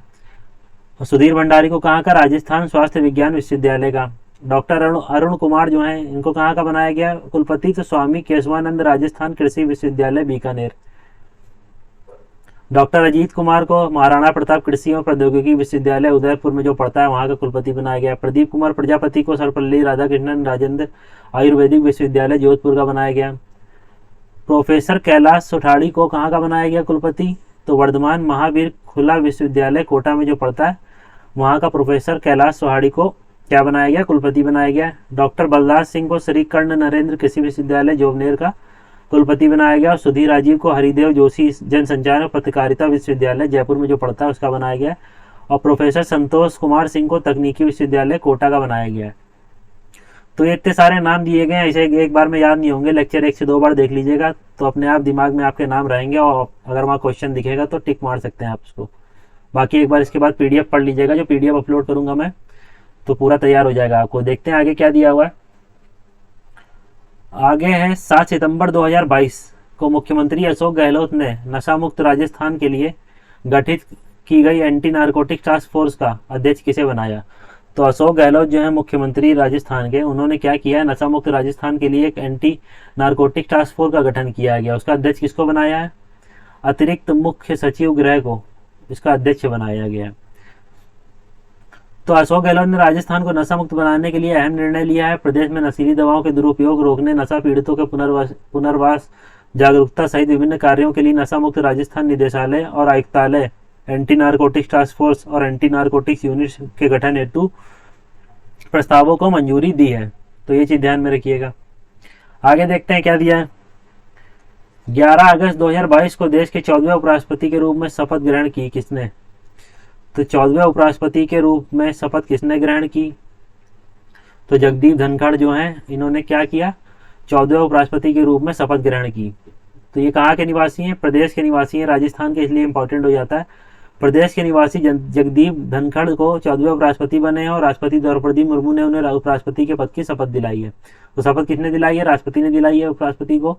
और संविधान का अनुच्छेद जो है 63 से 70 तक, कौन से अनुच्छेद 63 से 70 तक से संबंधित है? किससे? उपराष्ट्रपति से। उपराष्ट्रपति के पद हेतु 780 वोटर्स में से 725 वोट डाले गए तथा 710 वोट वैध पाए गए। 710 वोटों में से जगदीप धनखड़ को कितना वोट मिला है? 528। और विपक्षी उम्मीदवार कौन थे? Margaret Alva. इनका नाम ये ध्यान में रखिएगा। तो उपराष्ट्रपति के जो विपक्षी उम्मीदवार थे वो कौन थे? Margaret Alva. और उनको कितने वोट मिले? 182। वोट ध्यान में रखने की जरूरत नहीं है, ये ध्यान में रख लीजिएगा। अपोजिशन में कौन खड़े थे? तो मार्गरेट अल्वा खड़े थे। और ये कितने नंबर के उपराष्ट्रपति हैं? 14वें नंबर के। तो ये ध्यान में रखिएगा। अनुच्छेद 63 से 70 तक उपराष्ट्रपति के पद से संबंधित आर्टिकल है ये। धनखड़ जो थे एनडीए के प्रत्याशी थे और ये जीत गए। इस बार उपराष्ट्रपति के लिए न्यूनतम कोटा कितना? 356 वोट का निर्धारित किया गया था। तो ये देख लीजिएगा। उपराष्ट्रपति चुनाव में रिटर्निंग ऑफिसर लोकसभा के महासचिव श्री कौन? उत्पल कुमार सिंह थे। तो ये रिटर्निंग ऑफिसर कौन थे? श्री उत्पल कुमार सिंह थे। लोकसभा के महासचिव थे जो है वो उत्पल कुमार सिंह, वही थे रिटर्निंग ऑफिसर के तौर पर। उपराष्ट्रपति चुनाव में दोनों सदनों के निर्वाचित सांसद भाग लेते हैं। इससे पूर्व जगदीप धनखड़ पश्चिम बंगाल के राज्यपाल रह चुके हैं। तो जगदीप धनखड़ जो है पश्चिम बंगाल के राज्यपाल रह चुके हैं इससे पहले। जगदीप धनखड़ का जन्म कहाँ पे हुआ है? झुंझुनू के चिड़ावा में। कहाँ के? झुंझुनू के चिड़ावा में इनका जन्म हुआ था। और कौन सा गांव पड़ता है? किठाना गांव। किठाना गांव में झुंझुनू के चिड़ावा के पास जगदीप धनखड़ का जन्म हुआ था। तो ये ध्यान में रख लीजिएगा। वर्तमान में लोकसभा के अध्यक्ष कौन है? तो ओम बिरला है। राष्ट्रपति द्रौपदी मुर्मू है, सबको पता होगा। उपराष्ट्रपति भी पता होगा जगदीप धनखड़, लेकिन ये ध्यान में रख लीजिएगा इससे इनके अपोजिशन में कौन थे? मार्गरेट अल्वा चुनाव के लिए खड़े हुए थे। आगे देखते हैं क्या दिया है। राजस्थान के मशहूर और पहले लोक कलाकार जिन्होंने फ्रांस में आयोजित कान फिल्म फेस्टिवल, कौन सा film festival? Cannes film festival. कहाँ पे आयोजित हुआ है कान फिल्म फेस्टिवल? फ्रांस में भारतीय दल की तरफ से रेड कारपेट का नेतृत्व किया है। तो राजस्थान के मशहूर और पहले लोक कलाकार कौन है जिन्होंने फ्रांस में जो आयोजन हुआ है कान फिल्म फेस्टिवल का, उसमें भारतीय दल की तरफ से रेड कारपेट का नेतृत्व किया है?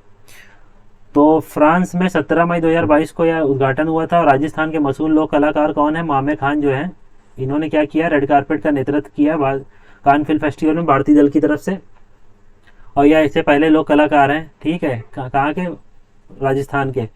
और इस संगीत नाटक अकादमी पुरस्कार 2022 में प्रदान किया जा चुका है इन्हें। इन्हें कौन सा? संगीत नाटक अकादमी 2022 का पुरस्कार भी प्राप्त दिया जा चुका है।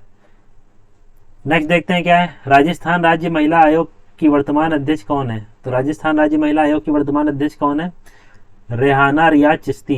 कौन है? रेहाना रियाज चिश्ती कौन है? राजस्थान राज्य महिला आयोग की वर्तमान अध्यक्ष है। तो ये ध्यान में रखिएगा इनका नाम। राज्य महिला आयोग की स्थापना कब हुई राजस्थान में? तो 15 मई कब हुई?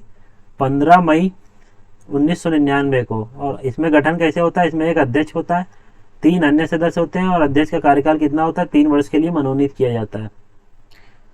आगे देखते हैं क्या दिया है। 14 फरवरी 2022 को राजस्थान राज्य क्रीड़ा परिषद की पहली महिला अध्यक्ष कौन बनी है? तो कृष्णा पुनिया। ये हम ऊपर पढ़ चुके हैं, तो इतना ये ध्यान में रखने की जरूरत नहीं। शुरुआत हमने जब लेक्चर के दूसरे या पहले लेक्चर में ये मिल जाएगा। ये सब चीज़ें पढ़ चुके हैं, फिर से रिपीट हो रही हैं। ये देख लेते हैं। मुख्यमंत्री राजस्थान आर्थिक परिवर्तन सलाहकार परिषद का कार्यकाल बढ़ाकर कर दिया गया। तो मुख्यमंत्री राजस्थान आर्थिक परिवर्तन सलाहकार परिषद का कार्यकाल बढ़ाकर कितना कर दिया गया? तो कार्यकाल कब तक के लिए बढ़ा दिया गया? दिसंबर 2023 के लिए। कब तक के लिए? दिसंबर 2023 के लिए कार्यकाल बढ़ा दिया गया। किसका? मुख्यमंत्री जो राजस्थान आर्थिक परिवर्तन सलाहकार परिषद है, उसका कार्यकाल दिसंबर 2023 तक के लिए बढ़ा दिया गया। राज्य सरकार ने अप्रैल 2022 में आदेश जारी कर मुख्यमंत्री राजस्थान आर्थिक परिवर्तन सलाहकार का कार्यकाल दिसंबर 2023 तक बढ़ा दिया गया। इस परिषद का गठन कब हुआ? 7 मार्च 2023 को किया गया है, और कार्यकाल मार्च 2022 तक निर्धारित था, इसे दिसंबर 2023 तक के लिए बढ़ा दिया गया है। अध्यक्ष कौन होता है इसका? जैसे नाम में ही आगे लिखा है मुख्यमंत्री राजस्थान का, तो मुख्यमंत्री इसके अध्यक्ष होते हैं। और डॉक्टर अरविंद मायाराम उपाध्यक्ष हैं। कौन है? डॉक्टर अरविंद मायाराम उपाध्यक्ष हैं। और शासन सचिव कौन? आयोजन परिषद के अध्यक्ष सचिव है। आगे देखते हैं क्या है। राजस्थान लोक सेवा आयोग के वर्तमान अध्यक्ष कौन है? तो राजस्थान लोक सेवा आयोग के वर्तमान अध्यक्ष कौन है? तो इनका नाम है संजय कुमार श्रोत्रिय। तो कौन है? संजय कुमार श्रोत्रिय इनका नाम है। थोड़ा नाम आखिरी में अलग तरह का है, देख लेते हैं। इनका वर्तमान अध्यक्ष है ये कौन? राजस्थान लोक सेवा आयोग के। और अध्यक्ष और सदस्यों की नियुक्ति संविधान के अनुच्छेद कौन से? 316 के अनुसार राज्यपाल द्वारा की जाती है। तो अनुच्छेद 316 के अनुसार राज्यपाल द्वारा जो अध्यक्ष और सदस्य हैं इनके लोक सेवा आयोग के राज्य के, उनकी नियुक्ति राज्यपाल द्वारा की जाती है। और लोक सेवा आयोग में एक अध्यक्ष होता है और 7 अन्य सदस्य होते हैं। कौन कौन? एक अध्यक्ष होता है और 7 अन्य सदस्य होते हैं। तो ये ध्यान में रखिएगा। स्थापना कब हुई राजस्थान लोक सेवा आयोग की? तो 22 दिसंबर 1949 को जयपुर में।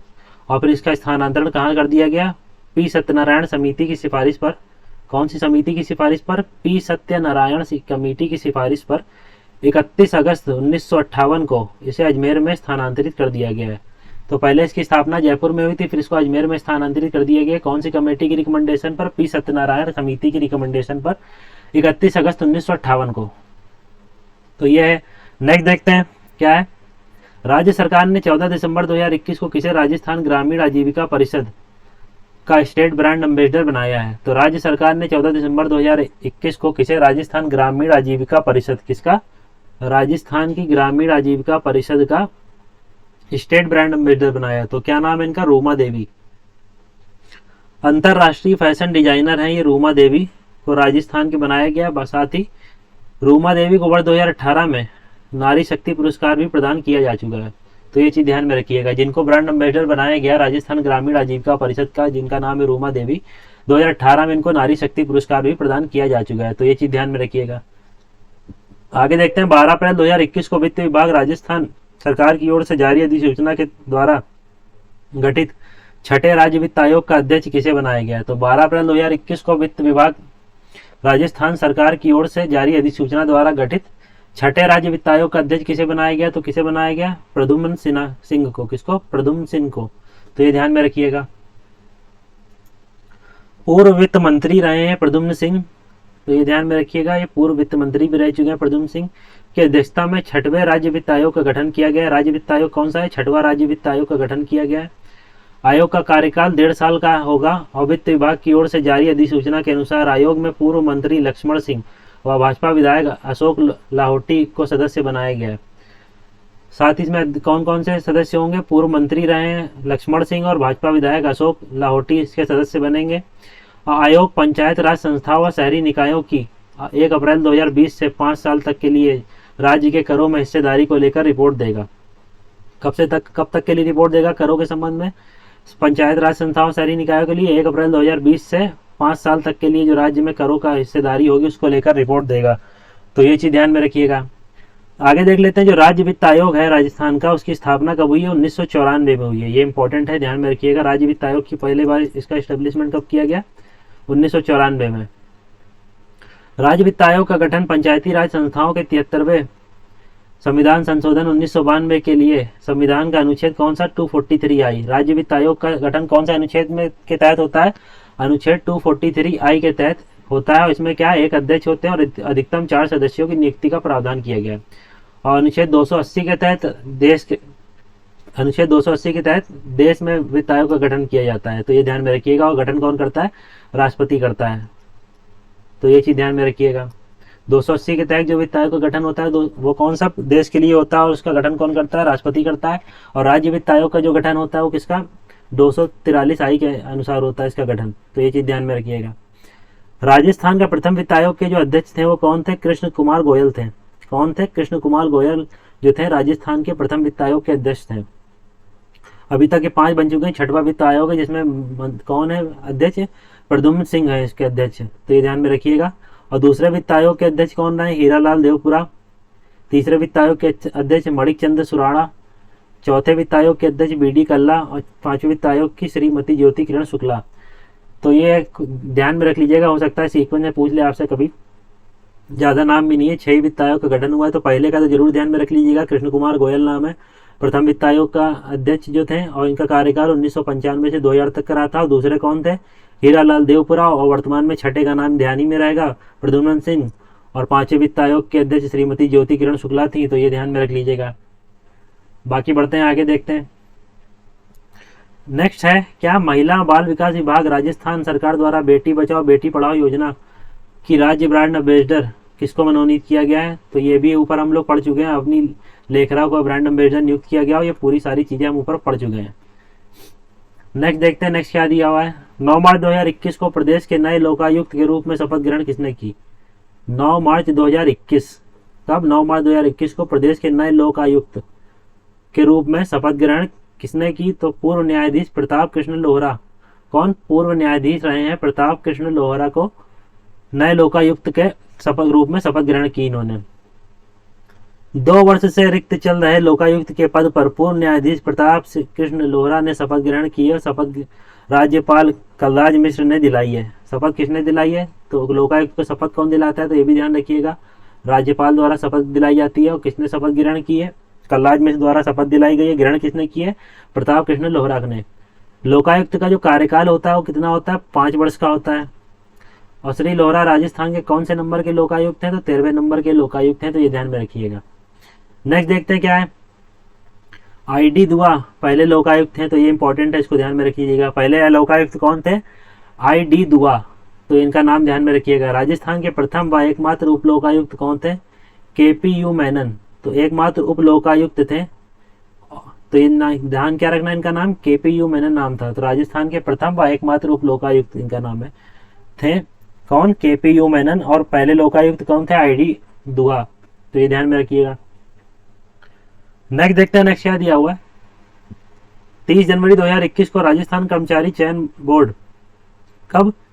30 जनवरी 2021 को राजस्थान कर्मचारी चयन बोर्ड का नया अध्यक्ष किसे नियुक्त किया गया है? तो हरिप्रसाद शर्मा को नया अध्यक्ष नियुक्त किया गया है। किसका? राजस्थान कर्मचारी चयन बोर्ड का अध्यक्ष नियुक्त किया गया है। ये जो है हरिप्रसाद शर्मा, ये सेवानिवृत्त IPS अधिकारी हैं। इनको नियुक्त किया गया है। इससे पूर्व जो थे कौन थे? BL जटावत। कौन? BL जटावत के इस्तीफे से यह पदरिक्त हुआ और हरिप्रसाद शर्मा ने यह बोर्ड के तीसरे अध्यक्ष हैं। कौन से नंबर के अध्यक्ष हैं? तीसरे अध्यक्ष हैं। पूर्व IPS रहे हैं। इनसे पहले कौन थे? BL जटावत। उनके पदरिक्त होने के स्थान पर हरिप्रसाद शर्मा ने ये कार्यभार संभाला है। तो ये ध्यान में रखिएगा। ये देख लेते हैं। 25 जनवरी 2021 को राजस्थान मानवाधिकार आयोग का अध्यक्ष नियुक्त किया गया। किसे? राजस्थान मानवाधिकार आयोग का अध्यक्ष किसे नियुक्त किया गया है? तो ये है कौन? पूर्व न्यायाधीश गोपाल कृष्ण व्यास को राजस्थान मानवाधिकार आयोग का अध्यक्ष नियुक्त किया गया है। किसके द्वारा? राज्यपाल श्री कलराज मिश्र ने नियुक्त किया इनको। और अध्यक्ष के अलावा महेश गोयल को मानवाधिकार आयोग के सदस्य के रूप में भी नियुक्त किया गया है। केंद्र सरकार ने क्या किया है कि केंद्र सरकार ने क्या किया, आयोग और आयोग के अध्यक्ष का कार्यकाल जो होता है उसको 5 वर्ष के घटाकर 3 वर्ष कर दिया था। तो उसके बाद क्या, आयोग में पहली बार नियुक्तियां हुई हैं। और राज्य मानवाधिकार आयोग के गठन की अधिसूचना 18 जनवरी 1999 को जारी की गई थी और मार्च 2000 से यह आयोग क्रियाशील है। संशोधित अधिनियम 2006 के अनुसार राज्य मानवाधिकार आयोग में एक अध्यक्ष होगा और 2 सदस्य होंगे और कार्यकाल कितना होगा? 5 वर्ष से घटाकर 3 वर्ष कर दिया गया। किसने? केंद्र सरकार द्वारा।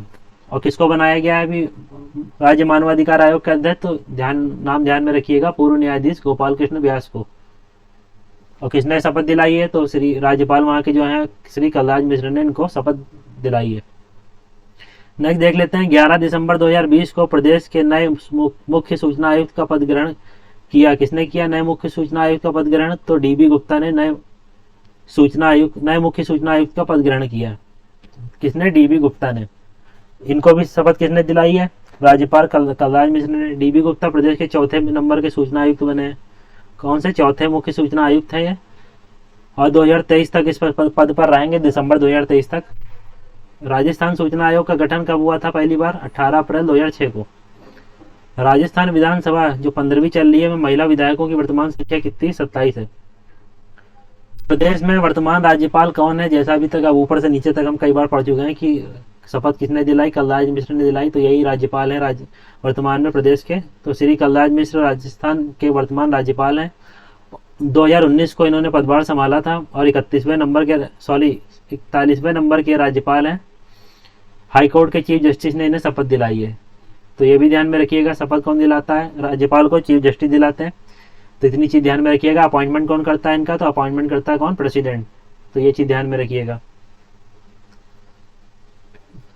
देख लेते हैं आगे राजस्थान के जो राज्यपाल हैं उनका थोड़ा सीक्वेंस दिया हुआ है, कितने राज्यपाल अभी तक हो चुके हैं। पूरे 41 जितने हुए हैं इनका पूरा टेबल दिया हुआ है।